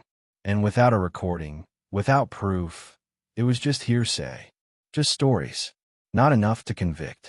So Tommy Agro was never officially charged with murdering Anthony or Tommy DeSimone, never stood trial, never faced justice. The DeSimone family never got closure, never got answers, just silence, the kind of silence that follows violence in the underworld. Thick, suffocating, permanent. 3 brothers, 1 in prison forever, 2 dead and buried in unmarked graves. A family legacy built on organized crime, destroyed by that same organization. And at the center of it all, a man named Tommy Agro. A man who killed without hesitation, without remorse, without fear. The DeSimone brothers thought they were part of something bigger, something powerful, something that would protect them. But they learned too late that the mob doesn't protect anyone. It only consumes. And the brothers DeSimone were consumed completely. Chapter 9. Retribution. The hit on Tommy DeSimone. January 1979. There's a moment every man in the mob dreams about. The moment when they call you in, tell you you're being made. That all the years of proving yourself, all the blood and silence and loyalty, have finally paid off. You're going to become untouchable, protected, a made man. For Tommy DeSimone, that moment came in January of 1979. He'd been waiting his entire life, and when the call finally came, he believed it was real. He believed he'd earned it. He believed he was walking into his future, but he was walking into his grave. The weeks after Christmas in '78 were strange ones for Tommy. The Lufthansa heist had just gone down in December. $6 million stolen from JFK Airport. The biggest cash robbery in American history. Tommy had been part of it. Helped plan it. Helped execute it. Helped make history. The money was gone. The crew had scattered. And Jimmy Burke was starting to clean house, eliminating anyone who might talk. Bodies were dropping. Crew members were disappearing. The paranoia was thick enough to choke on. But Tommy felt safe. He was Lucchese. He was with Vario's crew. He'd proven himself 1,000 times over. He was a killer, an earner, a guy who didn't ask questions and always delivered. And now, finally, he was going to get what he deserved. The button, the ceremony, the oath. He was going to become a made man. Except he wasn't. Because 9 years earlier, in June of 1970, Tommy DeSimone had done something unforgivable. He'd killed Billy Batts, William Bentvena, a made man in the Gambino crime family. And in the Mafia, killing a made man without permission from his family is the kind of sin that doesn't get forgotten. It gets avenged. Always. Eventually. No matter how long it takes. The Gambinos had known for years. They'd investigated quietly, confirmed who was responsible, and they'd waited. Waited for the right moment. Waited until they could strike without causing a war between families. And in January of '79, that moment arrived. Henry Hill and Jimmy Burke were in Florida. They'd gone down to straighten out a drug deal that had gone sideways. Tommy stayed behind in New York, and that's when he got the call. Peter Vario, son of Paul Vario, told him the news. You're being made. Get ready. Dress your best. This is it. Tommy told his mother. Kissed her goodbye. Put on his finest suit. The one he'd been saving for exactly this occasion. He was nervous but excited. Proud. This was everything he'd worked for. Everything he'd killed for. He was about to join the ranks of the untouchables. Peter Vario and Bruno Facciolo picked him up. Two trusted members of the crew. Guys Tommy knew. Guys he had no reason to fear. They drove him to a house. Tommy expected to see a room full of made men. Expected the ceremony. The table. The gun and knife. The burning saint card. The oath. But when he walked in, the room was empty. No ceremony. No made men. Just silence. And in that silence, Tommy DeSimone must have realized, must have understood in the final seconds of his life that he'd been set up. That this wasn't an initiation. It was an execution. He reportedly said 2 words. Oh no. And then it was over. The exact details of how Tommy DeSimone died are murky. The mob doesn't keep minutes. Doesn't document murders. And everyone who might have been there has told a different version. But the variations all point to the same conclusion. Tommy was killed as retribution for Billy Batts. And the Gambino family made sure it happened. Henry Hill claimed years later that John Gotti was the killer.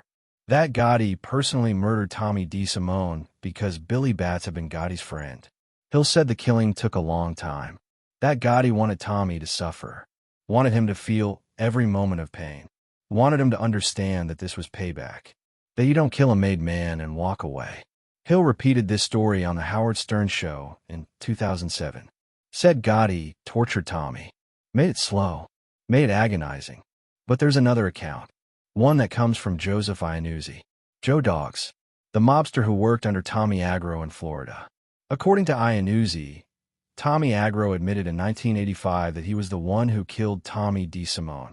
Not alone, possibly with Gotti present. But Agro claimed he pulled the trigger, claimed he was the executioner. And knowing Tommy Agro's reputation, knowing his love of violence and his need to be seen as the toughest guy in the room, it's entirely possible he was telling the truth. Sal Polisai, another mobster turned informant, told a third version. He said Tommy Agro tortured Tommy DeSimone to death while John Gotti watched. That it wasn't quick, wasn't clean. That Agro took his time, made Tommy beg, made him scream, and when it was finally over, they dumped the body somewhere it would never be found. The truth is probably some combination of all three stories. Maybe Gotti ordered it. Maybe Agro executed it. Maybe both were there. Maybe it was slow. Maybe it was fast. What matters is that Tommy DeSimone walked into that house on January 14th, 1979, and never walked out. His wife, Angela, reported him missing. She told authorities she'd last seen him a few weeks earlier when he borrowed $60 from her. The police investigated but found nothing. No body, no witnesses, no evidence. Tommy DeSimone had simply vanished, like so many others before him, like so many others after. But the mob knew what happened. Word spread quickly, quietly. Tommy got whacked. The Gambinos got their revenge for Billy Bats. Justice, mob style, had been served. And anyone who thought about killing a made man, without permission, got a very clear message. This is what happens. This is the price. There was another reason Tommy had to die. Ronald Jarove. Foxy. Another victim of Tommy's violence. Foxy had been connected to John Gotti's crew. And Tommy had killed him, shot him, dumped him. Another insult to the Gambinos. Another reason they wanted Tommy dead. So when the opportunity came, when the Lucchese family agreed to hand Tommy over, the Gambinos took full advantage. The Lucchese family's willingness to sacrifice Tommy says everything about how the mob really operates. Loyalty is preached constantly. It's the foundation of the code, the thing every mobster swears to uphold. But when push comes to shove, when it's a choice between protecting one of your own and avoiding a war with another family, loyalty evaporates. The Lucchese family could have protected Tommy, could have refused to hand him over, could have gone to war if necessary.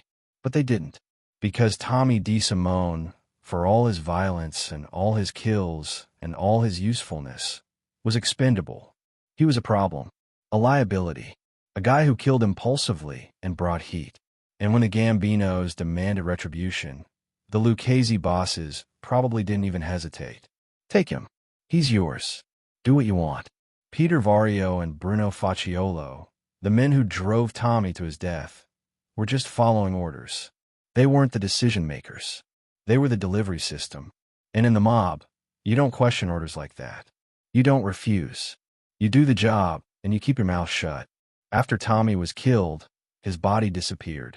Completely. No grave. No funeral. His mother couldn't have an open casket. Couldn't say goodbye. Couldn't even bury her son.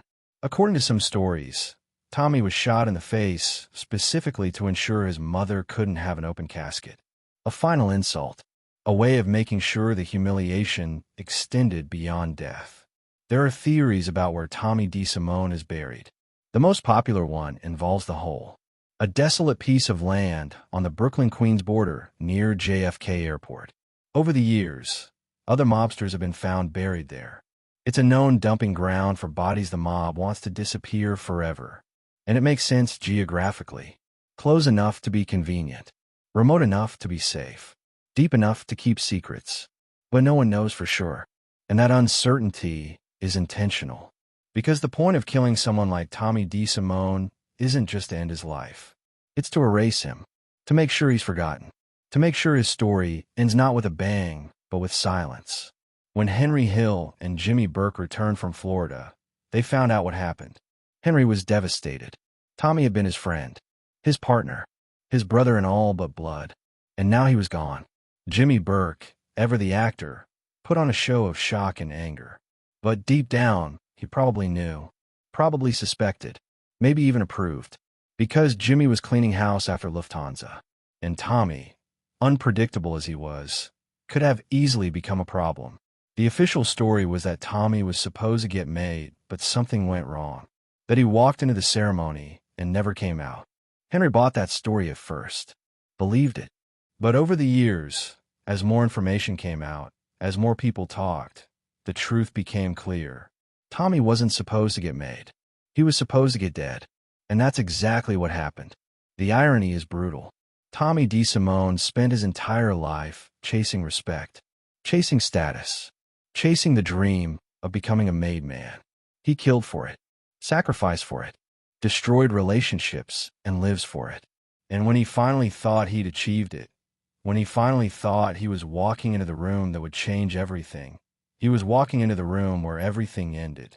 Tommy Agro's involvement, whether as the triggerman or just a participant, adds another layer of cruelty to the story. Because if the accounts are true, if Tommy Agro really did torture Tommy DeSimone to death, then it means Tommy D's final moments were unimaginably horrific. Tommy Agro wasn't known for quick kills. He was known for sending messages, for making examples, for ensuring that the people he killed suffered in ways that would haunt anyone who heard the story. And Joe Dogg's Iannuzzi heard the story, heard Tommy Agro brag about it, laugh about it, describe it with the kind of casual indifference that only a true psychopath can muster. But Iannuzzi wasn't recording that day. The wire wasn't on. So the confession, as damning as it was, couldn't be used, couldn't be proven. And Tommy Agro walked free. The hit on Tommy DeSimone was retribution. Pure and simple. The Gambino family wanted blood for Billy Batts. Wanted blood for Foxy Giroth. Wanted blood for the disrespect. And they got it. In full. With interest. But retribution in the mob is never clean. It's messy. Brutal. And it always leaves more bodies in its wake. Because once you start killing, once you open that door, it's almost impossible to close it again. Tommy DeSimone's death was supposed to be the end. Justice served. Balance restored. But it was really just another chapter in a story drenched in blood. A story that was far from over. And for Tommy Agro, the man who may have killed him, the reckoning was still coming. Because in the underworld, retribution is a cycle. And everyone gets their turn. Chapter 10. The Debt That Changed Everything. 1980 to 1981. Money has a strange power in the criminal world. It's the reason men risk everything. The reason they lie, steal, kill, and betray. But it's also the thing that destroys them. Because money, especially dirty money, creates debts. And debts in a mob aren't just financial obligations. They're chains. They're tests of loyalty. They're life or death propositions. And when Joe Dogg's Iannuzzi stopped paying Tommy Agro what he owed, he didn't just create a financial problem. He signed his own death warrant. He just didn't know it yet. By 1980, the relationship between Tommy Agro and Joe Dogg's had shifted from partnership to something darker. The trust was gone. The mutual benefit had evaporated. What remained was tension, suspicion, and a growing pile of unpaid debt that hung over Joe Dogg's like a storm cloud ready to break. The mechanics were simple. Tommy had lent Joe Dogg's a substantial amount of money. Not a gift, not an investment. A loan. Gambino family money that came with strings attached. Joe was supposed to use that money to facilitate his own loan sharking operation in Florida. He'd lend it out to desperate gamblers and criminals at even higher interest rates than what he owed Tommy. The difference, the spread, was Joe's profit. And every week, Joe was supposed to pay Tommy his vig. His interest. Several percentage points that kept the debt alive and kept Tommy happy. But Joe had gotten sloppy. Maybe he'd made bad loans to people who couldn't pay. Maybe he'd spent money on himself that should have gone to Tommy. Maybe he'd just gotten greedy and thought he could hold on to the cash a little longer without consequences. Whatever the reason, the payments started coming in late. Then they came in short. Then they stopped coming at all. At first, Tommy was patient. He understood that in the loan sharking business, cash flow could be unpredictable. Debtors missed payments. Deals fell through. It happened. But patience has limits. And Tommy Agro's patience was running out fast. He started making calls. Started asking questions. Where's my money? Why are you light this week? When am I getting paid? And Joe, feeling the pressure, started making excuses. The same tired excuses every debtor makes when they're in over their head. Things are slow right now. I had some unexpected expenses. I'll have it for you next week. I swear. But next week came and went, and the money still wasn't there. Not all of it. Not enough of it. And every missed payment was more than just a financial shortfall. It was disrespect. A sign that Joe Dogs didn't take Tommy Agro seriously. And in the mob, disrespect gets you killed. Tommy gave Joe chance after chance. More than he would have given most people. Maybe it was because they had history. Maybe it was because Joe had been useful. Maybe Tommy just wanted to see how far Joe would dig himself before pulling the trigger. But whatever the reason, Tommy kept waiting, kept watching, kept letting the debt grow while his anger simmered beneath the surface. Joe knew he was in trouble. He could feel it. The tone in Tommy's voice when they talked. The way conversations that used to be friendly now felt like interrogations. The way Tommy would show up unannounced, not to socialize, but to collect. Joe started avoiding Tommy's calls, started making himself scarce, started hoping the problem would somehow solve itself. But problems like this don't solve themselves. They explode. By late 1980, the debt had grown to a point where Joe couldn't hide from it anymore. He owed tens of thousands of dollars, maybe more. The exact amount is unclear, but what's clear is that it was serious money. Gambino money. Money that Tommy Agro was responsible for. Money that, if it didn't come back, would make Tommy look weak. Would make him look like he couldn't control his own people. And looking weak in the mob is a death sentence. Tommy made a decision. He was going to send a message. Not to Joe specifically, but to everyone. A message that said you don't borrow from Tommy Agro and not pay.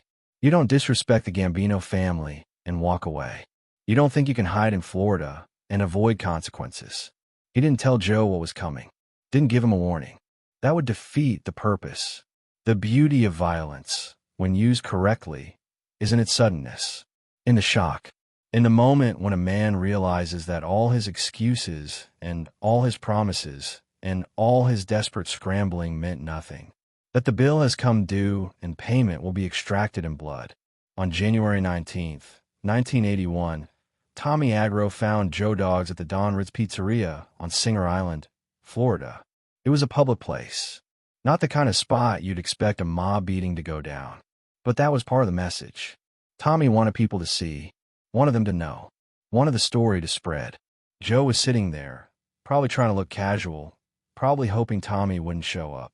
But Tommy walked in, and he wasn't alone. He brought two guys with him. Sluggers, they're called in mob parlance. Guys brought in specifically to deliver beatings. Guys who are good with their hands and better with weapons. Guys who don't ask questions and don't stop until they're told to. Tommy walked up to Joe. Didn't say much. Didn't need to. The baseball bat said everything. And then the beating started. Not a quick hit. Not a warning slap. A full, brutal, merciless assault designed to break bones and shatter will. They beat Joe with the bat. Over and over. His arms. His legs. His ribs. His back. His head. The sound echoed through the pizzeria. The sickening crack of wood on bone. The screams. The pleading. Other people in the restaurant watched. Frozen. Terrified. This wasn't a fight. This was an execution disguised as a beating. And no one moved to stop it. Because everyone understood. This was mob business. And you don't get involved in mob business unless you want to be next. Joe Dogs collapsed. Bloodied. Broken. Barely conscious. And Tommy Agro stood over him. Breathing hard, still holding the bat. He looked down at Joe and said something. What exactly, no one knows. But the message was clear. You owed me. You didn't pay. This is what happens. Then Tommy and his guys walked out. Left Joe lying there in a pool of his own blood. Left him to be found by paramedics who would later marvel that he survived it all. Because the beating Tommy delivered wasn't meant to kill. It was meant to cripple. To humiliate. To destroy Joe's sense of safety and control. And it worked. Joe spent weeks recovering. His body was a mess. Broken ribs. Fractured bones. Bruises that turned his skin purple and black. But the physical damage was nothing compared to the psychological toll. Joe Dogs had been beaten within an inch of his life by a man he thought he could manage. A man he thought he understood. And now he knew the truth. Tommy Agro was a monster. And monsters don't forgive debts. They collect them in flesh. But the beating wasn't the end of Tommy's cruelty. It was just the beginning. Because later, after Joe had been taken to the hospital, after the story had spread through the Florida underworld, Tommy called him. Actually picked up the phone and called Joe Dogs just to gloat, just to twist the knife a little deeper. According to Joe's later testimony, Tommy said things like, "I got people that will eat the fucking eyes out of your fucking head." Not as a threat, as a promise, as a reminder that this wasn't over, that Joe still owed money, that the beating was just interest on the debt. And if Joe didn't come up with the principle, the next visit would be worse. Much worse. Joe lay in that hospital bed, broken and humiliated, and realized something. He was going to die. Maybe not today. Maybe not tomorrow. But eventually, Tommy Agro was going to kill him, whether he paid the debt or not. Because men like Tommy don't let go. They don't forgive. They don't forget. And once you've been marked, once you've been beaten like that, you're living on borrowed time. But Joe Dogs had survived Korea, had earned a Purple Heart, had stared down death before, and lying in that hospital bed, rage began to replace fear. Not the hot, impulsive kind of rage. The cold, calculating kind. The kind that makes men do things they never thought they were capable of. The kind that makes loyal soldiers become informants. Joe made a decision that would change everything. Not just for him, not just for Tommy Agro, but for the entire Gambino crime family operation in Florida. He was going to cooperate. He was going to flip. He was going to become a rat. But he couldn't just walk into an FBI office and start talking. That would get him killed even faster. He had to be smart. Had to play the game. Had to make Tommy think everything was fine while he quietly built a case that would destroy him. So Joe did something counterintuitive. He paid Tommy. Not all of it, but enough. He scraped together money. Borrowed from friends. Used funds he'd hidden. And he went to Tommy and made peace. Apologized. Said he'd learned his lesson. Said it would never happen again. And Tommy, believing he'd broken Joe completely, welcomed him back. Not as an equal. Not as a friend. But as a servant. A dog who'd been beaten into submission and now understood his place. Tommy thought the problem was solved. Thought Joe had learned. Thought everything could go back to normal. But everything had changed. Because while Joe Dog smiled and nodded and paid his debts, he was already talking to the FBI. Already setting up the operation that would bring Tommy Agro down. Already planning his revenge. The FBI agents who met with Joe saw the opportunity immediately. A high-level Gambino associate willing to cooperate. Willing to wear a wire. Willing to gather evidence on one of the family's most violent enforcers. They dubbed the Operation Home Run. A darkly appropriate name, given that Joe had been beaten with a baseball bat. The irony wasn't lost on anyone. Joe agreed to the terms. He'd work with the FBI, wear a recording device whenever he met with Tommy or other mobsters. Gather evidence. Build a case. And in return, the FBI would protect him. Give him money to pay Tommy so the charade could continue. And eventually, when enough evidence had been collected, they'd arrest Tommy and Joe would disappear into witness protection. It was a dangerous game, the kind that gets informants killed. Because if Tommy suspected anything, if he caught Joe wearing a wire or acting strange, the beating with the baseball bat would look gentle compared to what came next. But Joe was committed. The rage was too deep, the humiliation too fresh, and the desire for revenge too strong. So he put on the wire, went back to Florida, went back to his life, and started recording every conversation, every threat, every confession, every piece of evidence that would eventually put Tommy Agro in prison. Tommy had no idea. He thought he'd won, thought he'd taught Joe a lesson, thought the debt was being paid and the problem was solved. But the real debt, the one that mattered, was just beginning. And Tommy Agro would pay it in ways he never imagined. Because Joe Dogs wasn't just an informant anymore. He was a weapon, aimed directly at the heart of the Gambino family. And the trigger was already being pulled. Chapter 11. Operation Home Run. The FBI turns Joe Dogs. 1981. There's a moment in every informant's life when they cross the line from victim to weapon. When fear transforms into something sharper. Something more dangerous. When the beaten becomes the hunter. For Joe Dogs Iannuzzi, That moment came in a hospital bed with broken bones and a burning rage that wouldn't let him sleep. He'd been humiliated, brutalized, threatened with death. And now, lying there in pain, he made the decision that would define the rest of his life. He was going to destroy Tommy Agro. Not with violence, not with revenge in the traditional sense, but with something worse. The truth. Recorded, documented, weaponized. The FBI had been watching the Gambino family for years, building cases, following leads, trying to penetrate the wall of silence that made prosecuting mobsters nearly impossible. The problem with organized crime investigations is simple. No one talks. Ever. The code of omerta, the oath of silence, is absolute. You can arrest mobsters. You can catch them red-handed. But getting them to testify against each other is like trying to squeeze water from stone. The fear of retaliation is too great. The consequence is too permanent. But every once in a while, someone breaks. Someone gets pushed too far. Someone decides that survival is more important than loyalty.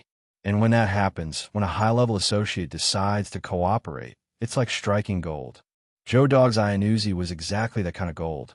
After the beating at the Don Ritz Pizzeria on January 19, 1981, Joe spent weeks recovering. His body was shattered, but his mind was working overtime. He knew Tommy Agro wasn't finished with him. Knew that paying the debt wouldn't be enough. Because men like Tommy don't just want money. They want submission, control, fear. And Joe had seen what happened to people who crossed Tommy. Anthony DeSimone, Tommy DeSimone, others whose names never made it into the history books. All dead, all disappeared, all forgotten. Joe didn't want to be forgotten.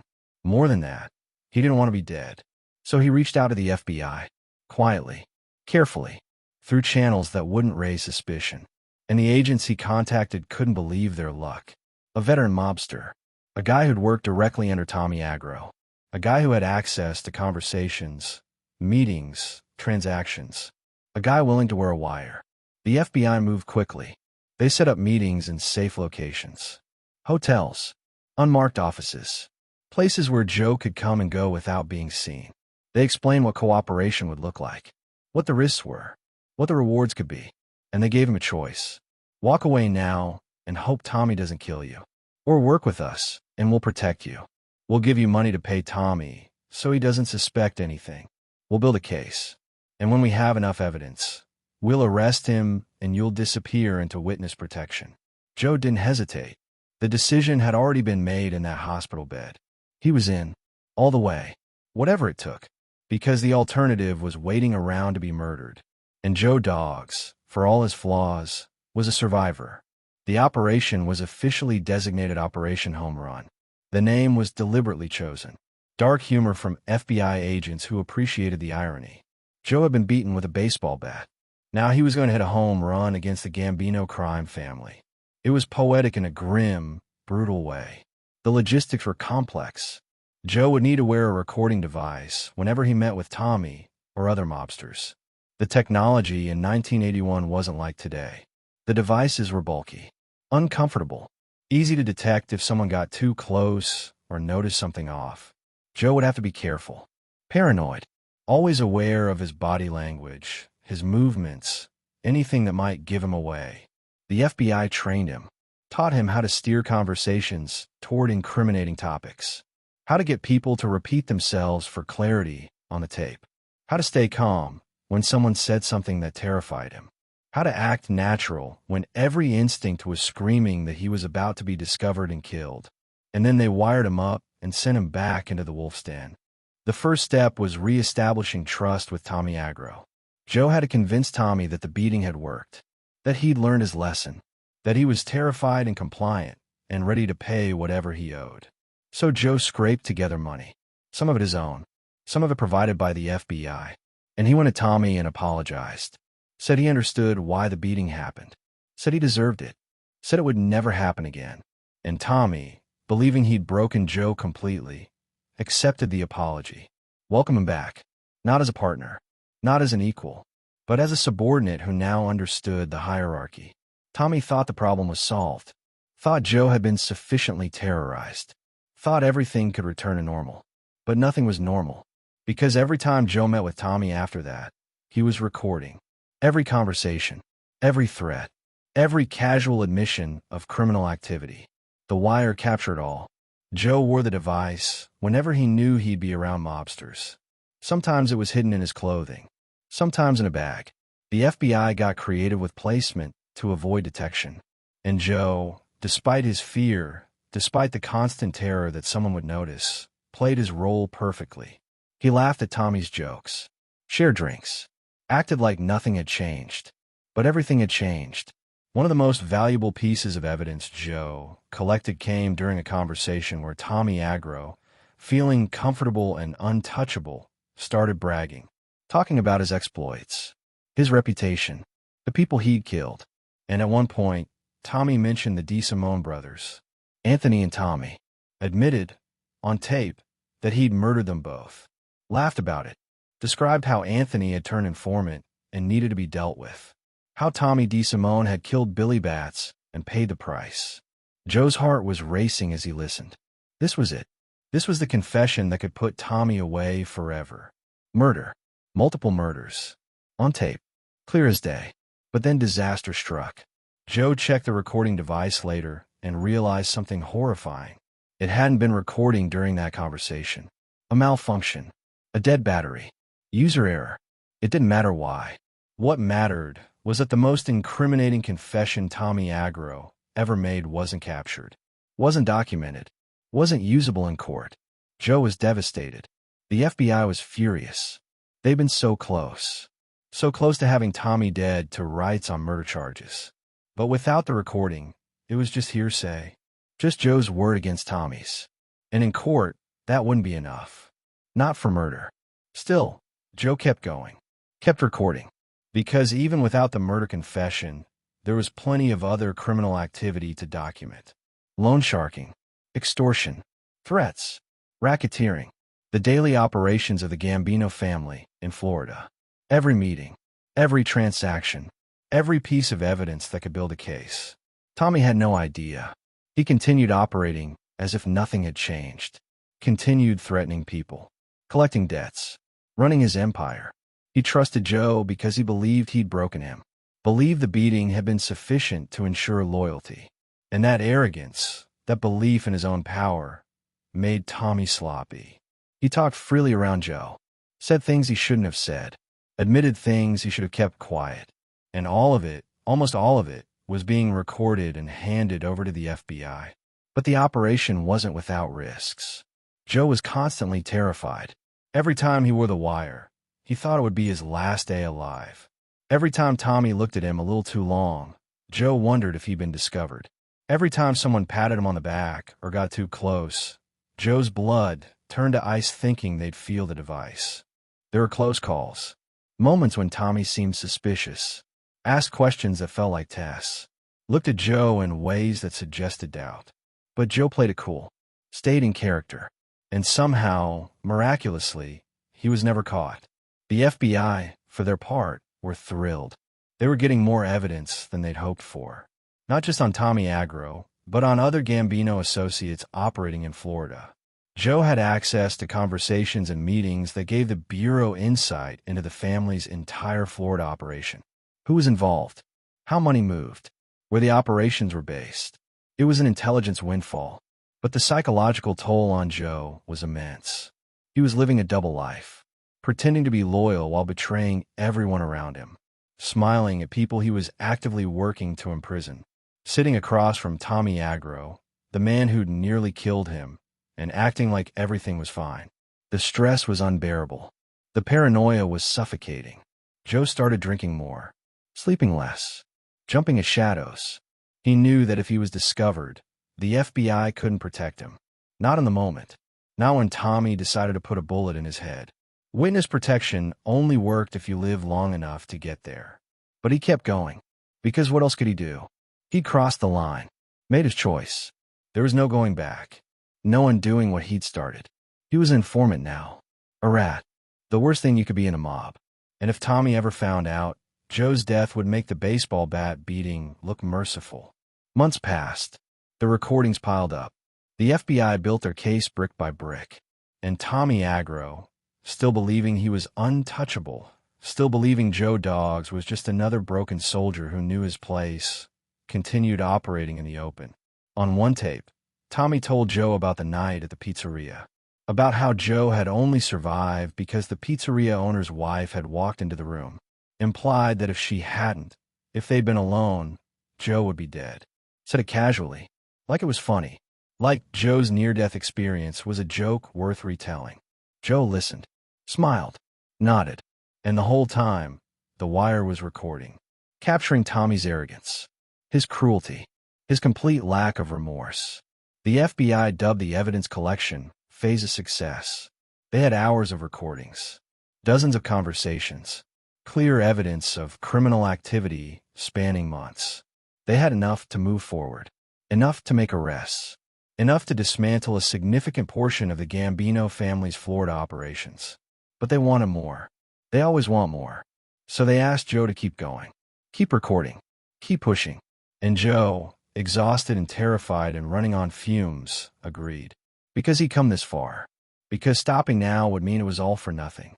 Operation Home Run was working. The FBI was building a case that would eventually bring down multiple mobsters. And Joe Doggs Iannuzzi, the beaten and broken soldier who everyone thought was finished, was the one making it happen. But the danger was far from over. Because Tommy Agro was still free, still violent, still capable of discovering the truth at any moment. And when mobsters like Tommy discover they've been betrayed, they don't call lawyers. They call undertakers. Joe Doggs was playing the most dangerous game imaginable. Recording killer, betraying a crime family, walking a tightrope where one mistake meant death. And every day, the wire grew heavier. The fear grew stronger. And the question became not if he'd be discovered, but when. Chapter 12. Henry Hill turns rat. 1980. There's a particular kind of silence that follows betrayal in the mob. Not the quiet before a storm.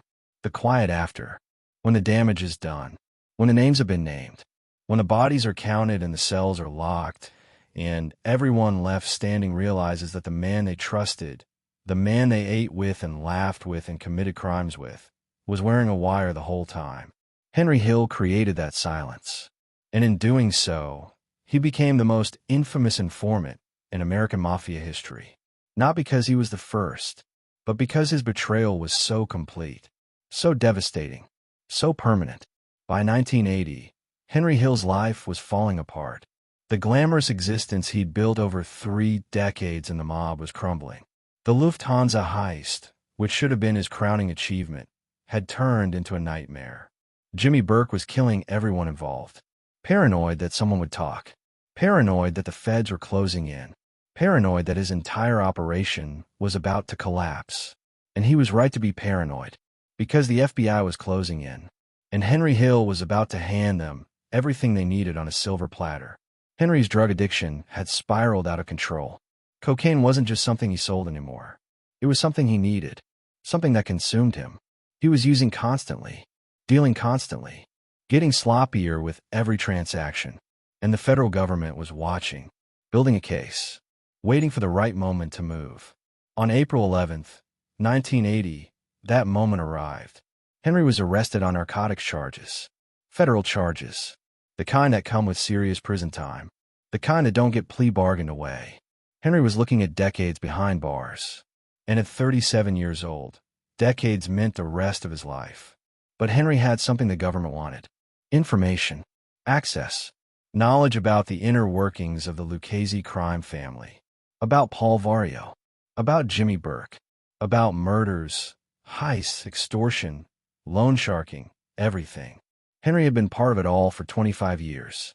He'd seen things, done things, knew where the bodies were buried. Literally, the FBI made him an offer. Cooperate, and we'll protect you. Testify, and we'll relocate you. Give us names, and we'll give you your life back. Or refuse, and spend the next 20 years in a federal prison where Jimmy Burke's people will find you and kill you. It wasn't really a choice. Henry knew what happened to guys who went to prison after being part of something like Lufthansa. They didn't make it out. Jimmy was already cleaning house on the outside. Inside prison, Henry would be a sitting duck. Easy to reach, easy to kill, And Jimmy had connections everywhere. In every prison, in every cell block. Henry wouldn't last a month. So Henry made the decision that would define him forever.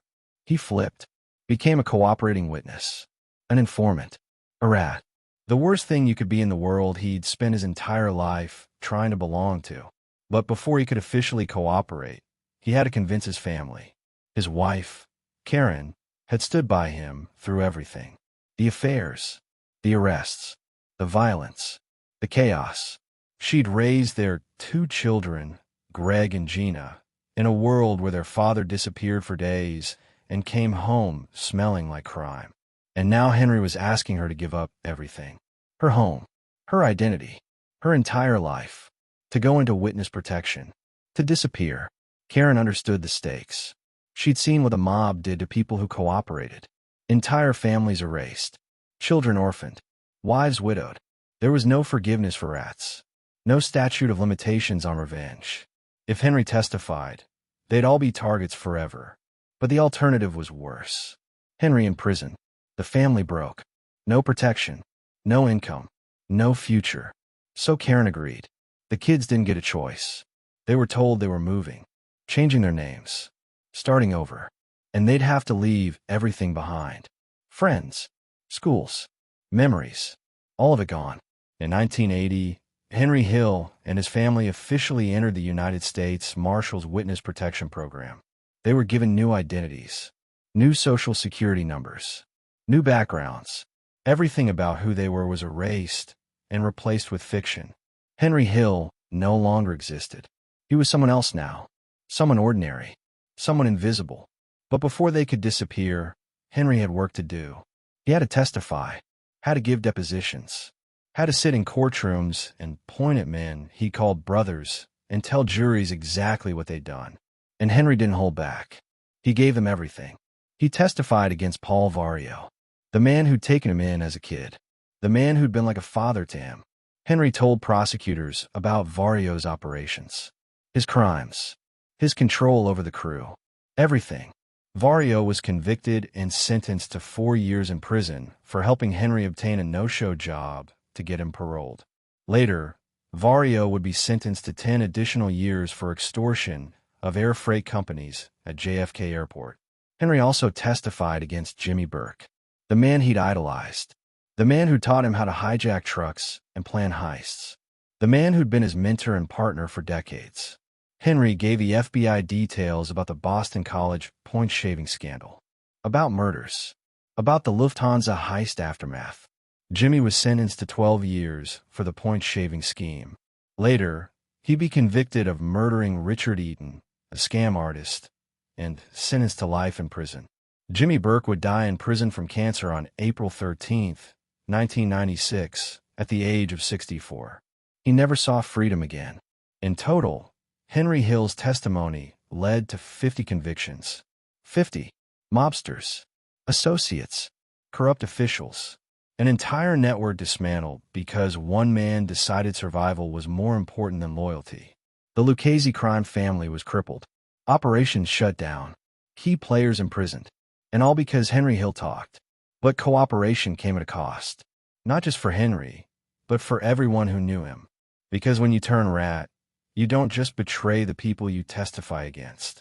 You betray everyone, every friend, every associate, every person who ever trusted you. And the mob has long memories. Tommy Agro heard about Henry Hill's cooperation. Everyone did. The news spread through the underworld like wildfire. Henry Hill flipped. Henry Hill's testifying. Henry Hill's a rat. And for men like Tommy Agro, men who'd built their entire lives on the code of silence, Henry's betrayal was unforgivable. Personal. Enraging. Tommy didn't know Henry personally. They ran in different circles, different families. But the principle was the same. If Henry could flip, anyone could. If a guy who'd been in the life for 25 years could turn informant, then no one was safe. Trust was already scarce in the mob. After Henry, it became nearly extinct. And Tommy Agro wanted Henry Hill dead. Not because Henry had testified against him specifically, but because Henry represented everything Tommy hated. Weakness, cowardice, betrayal. Men like Tommy believed in the old ways. You take the oath. You live by the code. You go to prison if you have to. You die if you have to. But you never, ever cooperate. Henry had violated that code in the most public way possible. And Tommy, along with countless other mobsters, wanted revenge. Wanted to send a message. Wanted to make an example out of Henry Hill so brutal that no one would ever think about cooperating again. But Henry was untouchable now, protected by the federal government, hidden in witness protection, moved from state to state. Nebraska, Kentucky, Washington. The Marshals moved the Hill family constantly.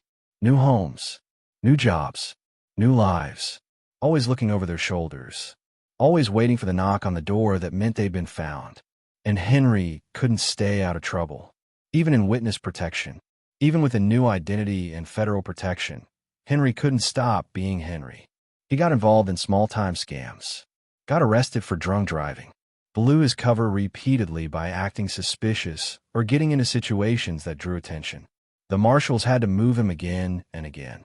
In 1987, just 7 years after entering the program, Henry was kicked out. The official reason was that he'd violated the terms of his protection by continuing criminal activity. But the real reason was simpler. Henry Hill was ungovernable. He couldn't follow rules, couldn't stay quiet, couldn't just be a normal person living a normal life. So the government cut him loose, gave him a final relocation, a final identity, and told him he was on his own. If the mob found him now, there would be no rescue, no protection, no second chances.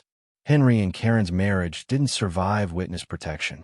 The stress, the constant moving, the loss of everything they'd known. It destroyed them. They separated, eventually divorced in 2002. Karen got custody of the kids. Greg and Gina grew up trying to process what their father had done, trying to reconcile the man who'd been their dad with the man who'd betrayed an entire criminal organization. Henry moved to the West Coast, started doing interviews, writing books, making appearances on talk shows. He became a celebrity rat, the guy from Goodfellas, the real-life mobster who inspired one of the greatest crime films ever made. And he seemed to enjoy it, seemed to relish the attention, the fame, the fact that people wanted to hear his stories. But underneath the bravado, Henry was haunted. He betrayed everyone, lost everything, spent the rest of his life looking over his shoulder waiting for the bullet that never came. He took classes to become a drug and alcohol counselor, tried to make amends in some way, tried to convince himself that cooperation had been the right choice. But the mob world never forgave him, never forgot. To men like Tommy Agro, Henry Hill was the ultimate example of what happened when you let weakness into your ranks, when you trust someone who doesn't deserve it, when you believe that loyalty is a given rather than something earned and maintained through fear. Tommy wanted Henry dead, not for revenge, but for principle. Because as long as Henry Hill was alive, walking free, doing interviews, profiting from his betrayal, he was proof that you could cooperate and survive, that you could break the code and live. And that message was dangerous, corrosive. It encouraged others to think cooperation was an option. Men like Tommy Agro needed Henry Hill dead to restore order, to reestablish fear, to remind everyone that rats die. Always. Eventually. No matter how much protection they have. But Henry lived. For 32 more years after he flipped, Henry Hill lived. He died on June 12, 2012, one day after his 69th birthday. Not from a bullet. Not from poison. Not from mob revenge. For natural causes. Heart disease. A lifetime of smoking and eating rich food and living hard finally caught up to him. He died in a hospital bed in Los Angeles, surrounded by family. Peaceful. Quiet. Everything the mob didn't want for him. Tommy Agro never got his revenge on Henry Hill. Never got the satisfaction of seeing him pay the ultimate price for cooperation. Because Tommy died in 1987, 5 years before witness protection kicked Henry out. 25 years before Henry's natural death. But the hatred remained. The desire for retribution. The belief that men like Henry Hill represented everything wrong with the new generation of mobsters. The ones who didn't respect the code, didn't value silence, didn't understand that some things are more important than survival. Henry Hill turned rat in 1980, and in doing so, He changed organized crime forever, made cooperation mainstream, made witness protection a viable option, made the Code of Omer to seem more like a suggestion than a law. And men like Tommy Agro watched it happen, furious, powerless, knowing that the world they'd built was crumbling, knowing that the next generation would be full of Henry Hills. Men who talked, men who survived, men who proved that loyalty was dead. Chapter 13. The Walls Close In. 1986 to 1987. There's a moment in every criminal's life when the empire they built starts to crumble, when the systems they trusted begin to fail, when the people they controlled start to slip away, when the walls they thought would protect them become a prison. For Tommy Agro, that moment arrived slowly, not with a bang, not with a raid or an arrest that came out of nowhere, but with a creeping realization that the world was changing, that the old rules no longer applied, that the code of silence he'd lived by his entire life was being shattered by rats and wires and federal investigations that never seemed to end. By 1986, Tommy Agro was still operating, still collecting, still enforcing, but the landscape around him was shifting in dangerous ways. The FBI had become more sophisticated, more patient, more willing to spend years building cases instead of rushing to arrest. And they'd figured out the key to dismantling organized crime families. You don't go after the bosses first. You go after the soldiers, the earners, the enforcers, the men like Tommy Agro who did the daily work. You flip them, turn them into witnesses, and then you use their testimony to climb the ladder until you reach the top. Joe Dogg's Iannuzzi had been recording Tommy for months. Operation Home Run had collected hours of incriminating conversations. Tommy talking about collections, about violence, about the business, about things that could send him to prison for decades. And the FBI was building a case, carefully, methodically, waiting for the perfect moment to strike. But Tommy wasn't the only target. The entire Gambino family was under siege. Federal prosecutors had launched a massive investigation into the family's operations. Racketeering, extortion, murder, corruption, everything. And they were using a new weapon, the RICO Act, Racketeer-Influenced and Corrupt Organizations, a law that allowed prosecutors to charge entire organizations, not just individuals, and to connect crimes committed by different people under one umbrella conspiracy. RICO changed everything. Before RICO, you had to prove each crime individually, each murder, each extortion, each act of loan sharking. But RICO said if you were part of an enterprise that engaged in a pattern of criminal activity, everyone involved could be charged for everything the organization did. It didn't matter if you personally committed every crime. If you were part of the conspiracy, you were guilty. And the Gambino crime family was absolutely a criminal enterprise. In June of 1986, federal prosecutors dropped the hammer. A massive racketeering indictment came down targeting key members of the Gambino family. Tommy Agro was named. So was Joseph Armone, his captain. So was Josephine Gallo, his sponsor and the family consigliere, and dozens of others.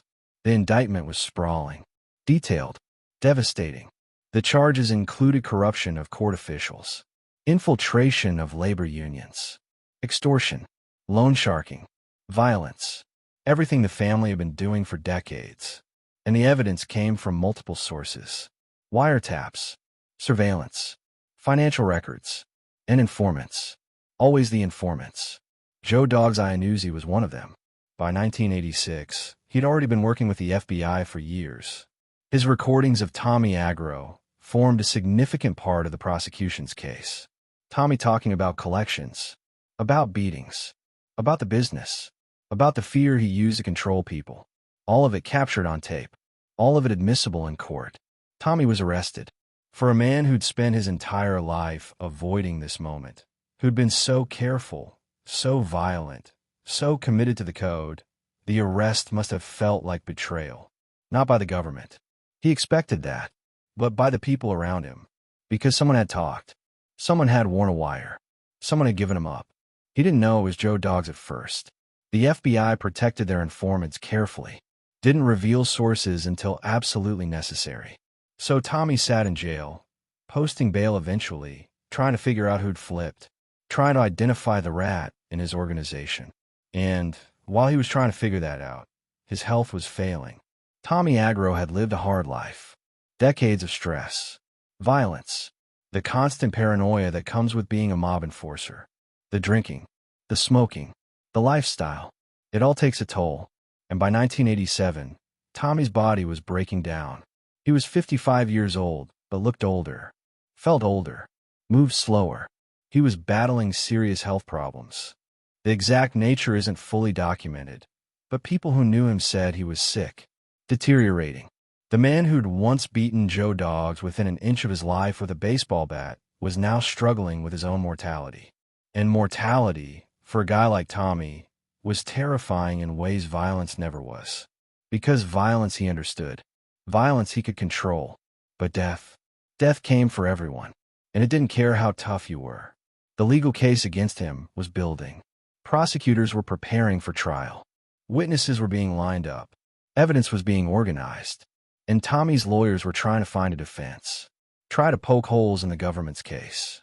Trying to discredit the informants. Trying to convince a jury that their client was just a businessman, not a mobster. But it was an uphill battle. The evidence was overwhelming. The recordings were damning. And the RICO statute made it almost impossible to defend.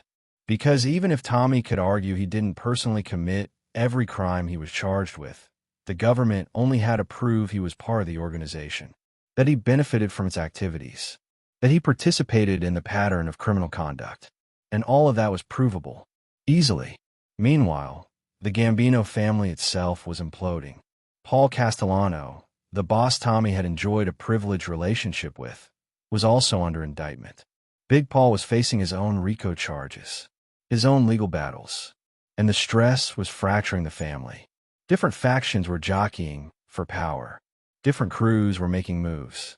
And underneath it all, John Gotti was waiting, plotting, planning his own ascension.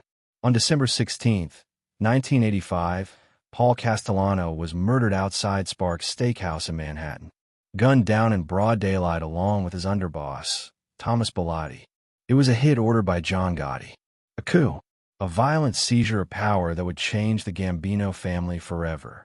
Tommy Agro watched all of this unfold from the sidelines. The boss he'd served was dead. The family was in chaos. And he was facing federal charges that could put him away for the rest of his life. Everything he'd built, everything he'd worked for, everything he'd killed for, it was all falling apart.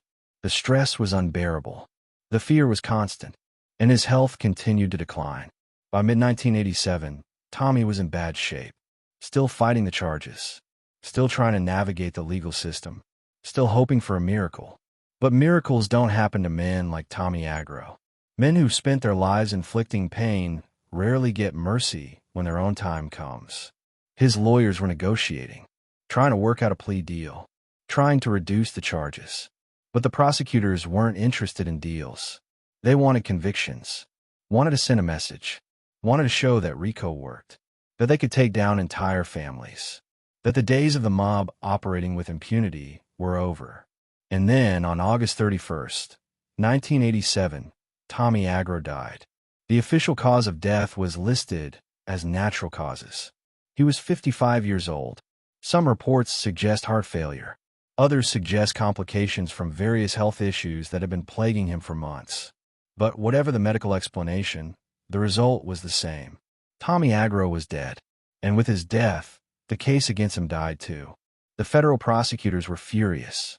They'd spent years building the case, years collecting evidence, years preparing to put Tommy Agro on trial and expose everything he'd done. And now he was gone. Escaped justice, not through acquittal or dismissal, but through death. Joe Dogs Iannuzzi, who'd risked everything to record Tommy, felt cheated. He wanted to see Tommy in prison, wanted to see him convicted, wanted to see the man who'd beaten him with a baseball bat face consequences. But Tommy died before trial, died before sentencing, died before Joe could testify against him in open court. And in the mob world, there's a certain honor in dying before you can be convicted. You never officially become a rat, never officially cooperate, never officially break the code. Tommy Agro went to his grave without ever being labeled a snitch, without ever flipping, without ever giving up names. And for a guy who'd lived his entire life by the code of silence, that mattered. But it was cold comfort, because Tommy died knowing his world had collapsed, knowing that the men around him had turned informant, knowing that the empire he'd helped build was crumbling, knowing that the code he'd lived by meant nothing to the next generation. His funeral was small, quiet, not the kind of mob funeral you see in movies with hundreds of mourners and flower arrangements that spell out the deceased's name. Just a simple service. A few family members, a few old friends. The Gambino family sent representatives, but the turnout was modest, because by 1987, being seen at a mobster's funeral was risky.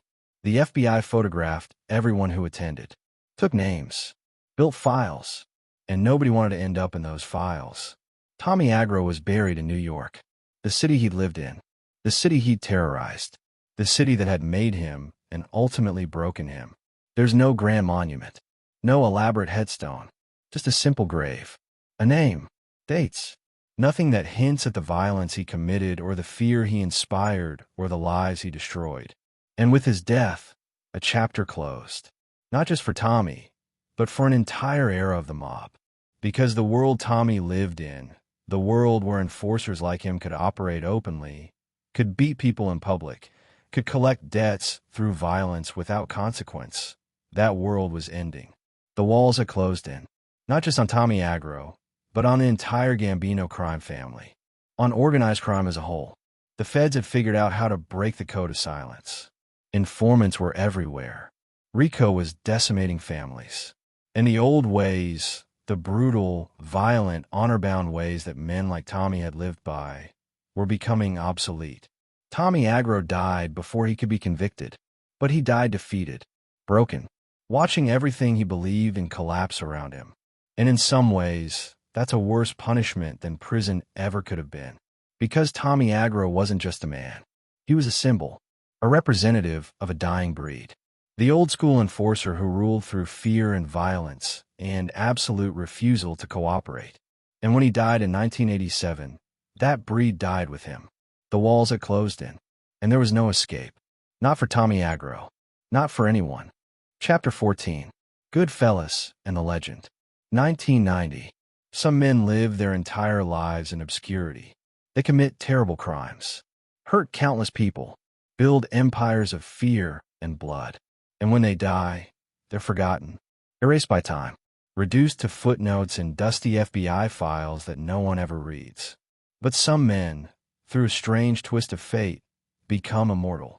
Not because of what they did, but because someone decided to tell their story, to put their crimes on screen, to turn their violence into art. Tommy Agro became one of those men, not as himself, but as a character, a shadow, a presence in one of the greatest crime films ever made, Goodfellas. And through that film, Tommy Agro's legacy, twisted and fictionalized as it was, reached millions of people who would never know his real name. 1990, 3 years after Tommy Agro's death, 3 years after the world he knew had collapsed, Martin Scorsese released Goodfellas, a film based on Nicholas Pileggi's book Wise Guy, which itself was based on the life of Henry Hill. The film was a masterpiece, brutal, honest, unflinching in its portrayal of mob life. Not the romanticized version Hollywood usually sells, but the real version. The version where loyalty is conditional, where friendship ends with bullets, where the glamour hides rot, where everyone, eventually, gets betrayed or killed or both. The film follows Henry Hill's journey from wide-eyed kid to federal witness. It shows the Lufthansa heist, the murder of Billy Batts, the paranoia, the drugs, the violence, the unraveling. And woven throughout are characters based on real people. Jimmy Conway, based on Jimmy Burke. Tommy DeVito, based on Tommy DeSimone. Paulie Cicero, based on Paul Vario. Names changed, details altered, but the essence remained. These were real monsters, real criminals, real men who'd lived real lives soaked in blood. And buried in the background of the film, easy to miss if you're not paying attention, is a character named Vinny, played by Charles Scorsese, Martin Scorsese's father. Vinny appears in a prison scene, cooking sauce, stirring a pot while mobsters sit around eating and talking like they're at a family dinner instead of serving time. It's a brief appearance, a small role. But Vinny isn't just a random character. He's based on Tommy Agro. The choice to have Martin Scorsese's own father play the character based on Tommy Agro is darkly poetic, because Tommy Agro is old school, a relic of a previous generation, the kind of mobster who believed in the code even when everyone around him was breaking it. And Charles Scorsese, playing Vinny, brings that old-world authenticity to the screen. The way he moves, the way he speaks, the quiet menace underneath the domesticity. It's a perfect encapsulation of what men like Tommy Agro were.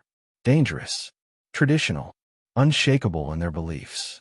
Vinny appears again briefly when the character Tommy DeVito is killed. The film shows Tommy walking into a room expecting to be made, expecting the ceremony, and instead, he's shot in the head, murdered. The screen cuts to Vinny and others reacting, not with shock, but with resignation, with the understanding that this is how things work. You cross the line. You pay the price. No exceptions.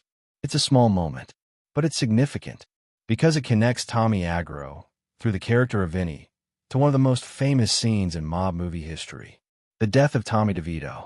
The character Joe Pesci played so brilliantly that he won an Academy Award. And buried in that connection is the truth that most audiences never knew. Tommy Agro might have been the one who actually killed the real Tommy DeSimone. The informant Joe Dogs claimed Tommy bragged about it, claimed Tommy tortured him, claimed Tommy was there when it happened. If that's true, then the film Goodfellas, in its own indirect way, immortalized both Tommy Agro and his victim in the same scene. Art imitating life in the most twisted way imaginable. The film was a massive success. Critics loved it. Audiences loved it. It was nominated for 6 Academy Awards, including Best Picture and Best Director. Joe Pesci won for Best Supporting Actor for his portrayal of Tommy DeVito. The film became a cultural phenomenon. Lines from it entered the popular lexicon. Scenes became iconic. And suddenly, the world Henry Hill inhabited, the world Tommy Agro had been part of, was everywhere. People who'd never heard of the Gambino family, or the Lucchese family, or Paul Vario, or Jimmy Burke suddenly knew these names, knew these stories. The film pulled back the curtain on organized crime in a way that was both entertaining and horrifying. It showed the appeal, the money, the power, the respect, but also showed the cost, the paranoia, the violence, the betrayals, the inevitable collapse.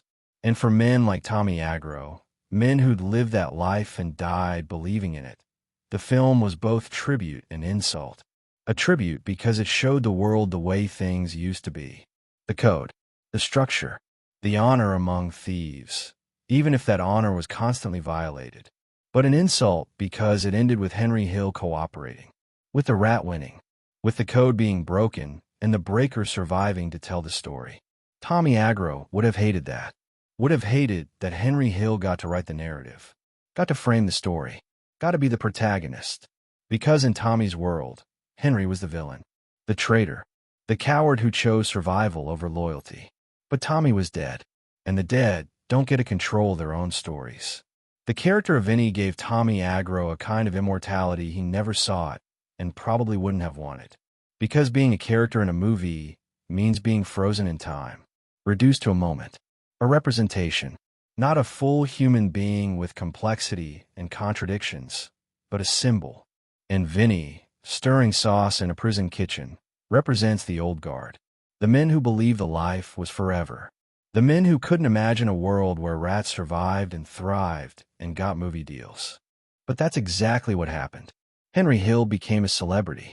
He did interviews, appeared on talk shows, wrote books, consulted on the film, made money from his betrayal in ways that would have been unthinkable a generation earlier.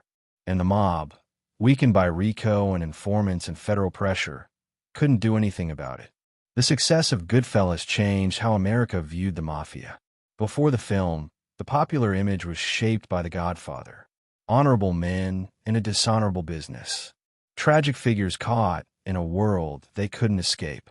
But Goodfellas stripped away that romanticism, showed mobsters as they really were. Petty, violent, greedy, paranoid. Men who hurt people for money and called it honor. And audiences loved it. Because the honesty was refreshing, the brutality was compelling, and the performances were incredible. Ray Liotta as Henry Hill, Robert De Niro as Jimmy Conway, Joe Pesci as Tommy DeVito, Lorraine Bracco as Karen Hill, Paul Sorvino as Paulie Cicero. Every performance was perfect. Every scene crackled with tension and energy. The film also sparked renewed interest in the real stories behind the characters. People wanted to know more. Who was the real Henry Hill? What happened to Jimmy Burke? Did Tommy DeSimone really get killed the way the movie showed? And through that curiosity, people stumbled onto other names. Other stories. Tommy Agro, Joe Dog's Iannuzzi, the Lufthansa heist, the full scope of the criminal enterprise that Goodfellas only hinted at. Books were published. Documentaries were made. The whole ecosystem of mob history exploded in the wake of Goodfellas. And Tommy Agro, despite being reduced to a background character played by the director's father, became part of that larger narrative. Part of the tapestry of organized crime history that the film brought into mainstream consciousness. But the film also did something darker. It made mob life look appealing. Not in the Godfather way, where it's noble and tragic, but in a visceral, exciting way. The parties, the money, the clothes, the power, the soundtrack filled with classic rock and soul music, the energy. For some viewers, especially young men, Goodfellas didn't serve as a warning. It served as an instruction manual, as inspiration. And that's the uncomfortable truth about crime films. They can critique violence while simultaneously glorifying it. They can show consequences while making the journey look irresistible. Goodfellas walked that line better than most. It showed the collapse, showed the paranoia, showed the betrayals, but it also showed decades of living like a king. And for some people, the decades of power outweigh the eventual fall. Martin Scorsese himself has talked about this tension, about how he wanted to show the truth of mob life, not to glorify it, but to examine it, to understand why people are drawn to it despite the obvious dangers. And by using his own father to play a character based on Tommy Agro, Scorsese added a layer of authenticity that couldn't be faked. Because Charles Scorsese grew up in that world, knew those people, understood the culture in ways that actors and directors from different backgrounds couldn't. The choice to base Vinny on Tommy Agro specifically is interesting. Tommy wasn't a boss, wasn't a famous name like Gotti or Castellano. He was a soldier, an enforcer, the kind of guy who did the dirty work. And by including him, even in a small role, the film acknowledged that the mob wasn't just bosses and capos. It was guys like Tommy, the muscle, the collectors, the enforcers who made the whole system work through fear. And fear is what Tommy Agro specialized in. Joe Dog's Iannuzzi could attest to that. The baseball bat beating at the Don Ritz Pizzeria, the death threats, the violence. Tommy knew how to make people afraid, knew how to use that fear to control them. And even though he died before the film was made, even though he never saw himself immortalized on screen, his legacy lived on through Vinny. Goodfellas became a cultural touchstone. Referenced, quoted, studied. Film students analyzed its techniques. Criminals watched it like a documentary. Cops used it in training.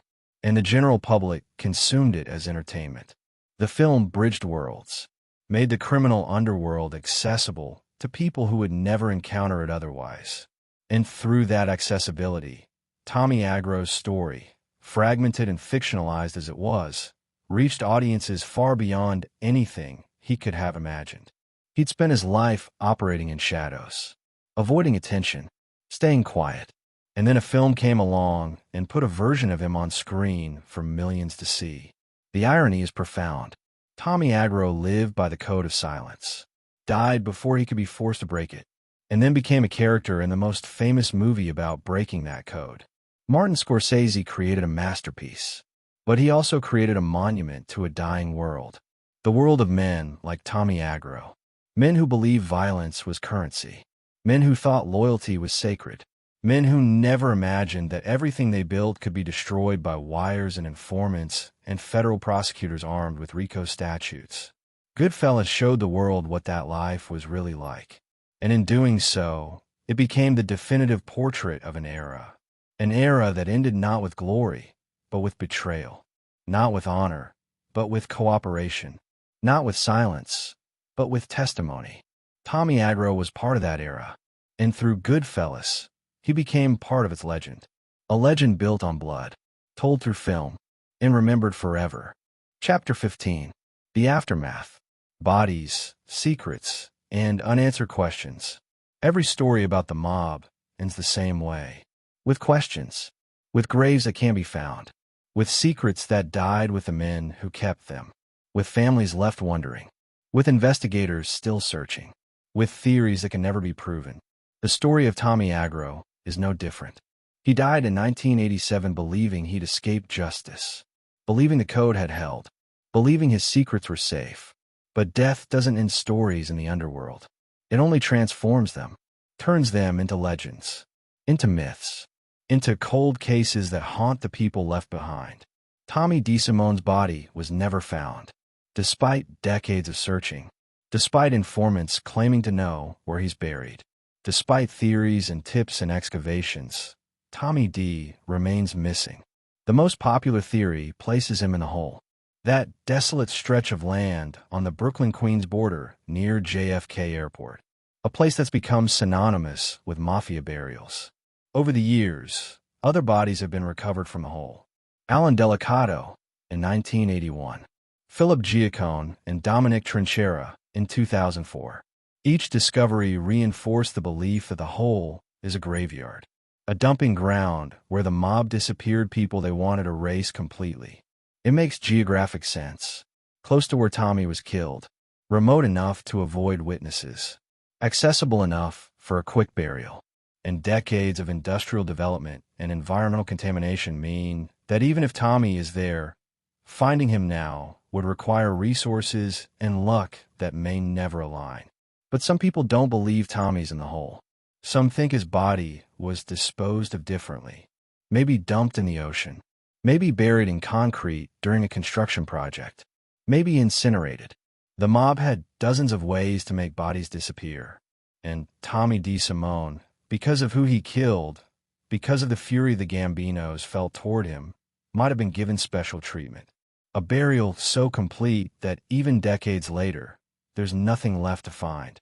His family never got closure. His mother died without knowing where her son was buried, without being able to visit a grave, without being able to say goodbye properly. And that absence, that not knowing, is its own kind of torture, worse in some ways than confirmation of death. Because as long as the body isn't found, there's a sliver of hope. Irrational, impossible, but human. Tommy Agro took that secret to his grave. Whether he was the killer or just a participant, whether he tortured Tommy DeSimone or simply pulled the trigger, he never faced official consequences. Joe Dogg's Iannuzzi claimed Tommy confessed, claimed Tommy bragged about it, claimed Tommy described the murder in detail. But without a recording, without proof, it remained hearsay. A story told by an informant who had every reason to embellish, to make Tommy look worse, to justify his own cooperation. The truth died with Tommy Agro on August 31st, 1987. And whatever he knew about Tommy DeSimone's final moments, about where the body is buried, about who else was involved, it's gone. Lost. Irretrievable. But Tommy Agro wasn't the only one who took secrets to the grave. The entire era did. Jimmy Burke died in prison in 1996 from cancer. He never admitted to the Lufthansa murders. Never revealed where all the money went. Never named everyone involved. Paul Vario died in 1988 from respiratory failure. Also in prison. Also silent. The bosses, the soldiers, the enforcers, they all died or went to prison or disappeared into witness protection. And with each death, more answers vanished. Henry Hill lived until 2012. And during those years, he told his story over and over. In books, in interviews, on podcasts and documentaries and talk shows. But even Henry's story kept changing. Details shifted. Timelines blurred. Some things he claimed to know, investigators later proved he couldn't have known. Some crimes he took credit for, others disputed. Henry was a storyteller, and storytellers, especially ones making money from their stories, have incentives to make things more dramatic, more personal, more important than they might have been. So even with Henry's cooperation, even with his willingness to talk for 3 decades after flipping, the full truth remained elusive, distorted by time and self-interest, and the simple fact that memory, especially criminal memory, is unreliable. Joe Dogg's Iannuzzi published his memoir in 1993, Joe Dogg's The Life and Crimes of a Mobster. The book detailed his time working under Tommy Agro, described the violence, the operations, the beating, the decision to cooperate, and the book became a valuable historical document, one of the few first-hand accounts of what it was like to work directly for a Gambino enforcer in Florida during the 70s and 80s. But Joe's book also raised questions. Some details couldn't be verified. Some claims seemed exaggerated. And Joe, like Henry, had reasons to make himself look better, to justify his cooperation, to frame his story in ways that made him the victim rather than a willing participant in criminal enterprises. Still, the book provided insight. And for investigators and historians trying to piece together the puzzle of that era, Joe's testimony and memoir became essential. Flawed, incomplete, but essential. Joe entered witness protection after Tommy's death, disappeared into the program with a new name and a new life. The government relocated him, protected him, and eventually, he faded from public view. Unlike Henry Hill, who couldn't resist the spotlight, Joe Dogg stayed quiet, stayed hidden, and when he died, the announcement was minimal. No fanfare, no media coverage, just another former mobster turned informant who lived long enough to die of natural causes rather than mob revenge. The Gambino crime family survived the indictments of the 80s. Barely. RICO prosecutions decimated the leadership. Informants gutted the ranks. But the family adapted, restructured, found new leaders. John Gotti took over after killing Paul Castellano. And for a while, Gotti became the most famous mobster in America. The Dapper Don, the Teflon Don, a media-savvy boss who seemed untouchable. Until he wasn't. Gotti was eventually brought down by his own underboss, Sammy, the Bull Gravano, who flipped and testified against him. Gotti died in prison in 2002. And with his death, another chapter closed. Another set of secrets buried. The Gambino family still exists today. Smaller, quieter, operating in the shadows the way the mob always should have operated. But the glory days, the days when men like Tommy Agro could beat people with baseball bats in public and walk away, those days are gone. The FBI is too sophisticated. The penalties too severe. The informants too common. The code of omerta, the sacred oath of silence that men like Tommy Agro built their lives around, is effectively dead. In modern organized crime, cooperation is expected. Witness protection is an exit strategy. And loyalty, that thing the mob preached constantly, has been exposed as the myth it always was. Because the mob was never really about loyalty. It was about money. And when the money stops flowing, when the risks outweigh the rewards, when a federal prosecutor offers you a deal that means freedom instead of life in prison, loyalty evaporates. Henry Hill proved it. Joe Dogg's proved it. Sammy Gravano proved it. Dozens of others proved it. And the men who refused to cooperate, men like Tommy Agro who died before they could be tested, they became relics. Symbols of a bygone era, honored in stories, romanticized in films, but ultimately forgotten by everyone except historians and true crime enthusiasts who dig through old files looking for answers that may not exist. The families of the victims, the people Tommy Agro hurt during his 5 decades of criminal activity, they got no closure either. The man who owed money and couldn't pay. The business owner who refused protection.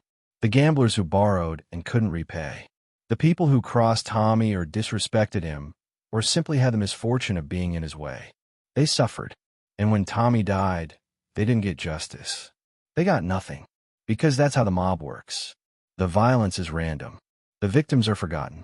And the perpetrators either die free or die in prison. But either way, the people they hurt are left with scars and silence. Tommy Agro's life reveals uncomfortable truths about America. about how organized crime flourished for decades with the implicit cooperation of law enforcement and politicians who were either paid off or too scared to act, about how communities lived under mob control and accepted it as normal, about how violence became currency and fear became structure.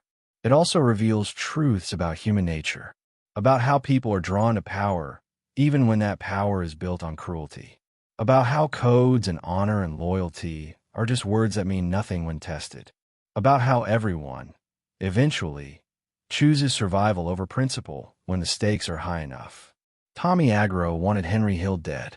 Wanted him dead because Henry represented everything Tommy hated. Weakness, betrayal, the breaking of the code. But Tommy never got his revenge. Henry lived, profited, became famous, and Tommy died in obscurity, remembered only as a footnote in someone else's story. The irony is brutal. Tommy spent his life enforcing the rules, punishing those who broke them, building a reputation as someone who never forgave and never forgot. And in the end, he was powerless. The world changed around him. The rules he believed in became obsolete, and the people he wanted dead outlived him. Maybe that's the real lesson of Tommy Agro's life. That violence, no matter how effectively applied, is temporary. That fear, no matter how deeply instilled, eventually fades. That empires built on brutality always crumble. That the code, sacred as it seemed, was always just a convenient lie told by criminals to control each other. Tommy Agro was born in 1931 into a world that worshipped strength and punished weakness. He rose through the ranks by being stronger, more violent, more willing to hurt people than those around him. He became a made man, a soldier, an enforcer, someone feared across 2 states. And he died in 1987, defeated, watching his world collapse, watching informants destroy families, watching the code shatter, watching everything he believed in revealed as illusion. There are still questions, still mysteries, still bodies that haven't been found and crimes that haven't been solved. Tommy DeSimone's location, the full extent of Tommy Agro's murders, the complete list of people he hurt, the secrets he took to the grave. But some questions don't have answers. Some mysteries remain unsolved. Some bodies stay buried. And maybe that's appropriate, because the mob has always been about secrets, about shadows, about things that happen in darkness and stay there. Tommy Agro lived in those shadows, thrived in them, and when he died, the shadows consumed him completely. All that remains now are stories, fragments, memories from people who knew him or feared him or worked for him. A character in a movie played by a director's father, a name in FBI files, a chapter in true crime documentaries. Tommy Agro wanted to be feared, wanted to be powerful, wanted to matter. And for a while, he was. He did. He mattered. But in the end, like everyone in that life, he became a ghost. A whisper. A cautionary tale told to illustrate what happens when you build your life on violence. The aftermath of Tommy Agro's life is measured in unmarked graves and unanswered questions, in families without closure, in victims without justice, in a criminal organization that survived him but never recovered its former power. The bodies are still out there, somewhere, buried in places only the dead remember. The secrets are still locked away, in memories that faded, in conversations that were never recorded, in confessions that died with the confessors. And the questions remain. What really happened to Tommy DeSimone? How many people did Tommy Agro actually kill? What other crimes did he commit that were never discovered?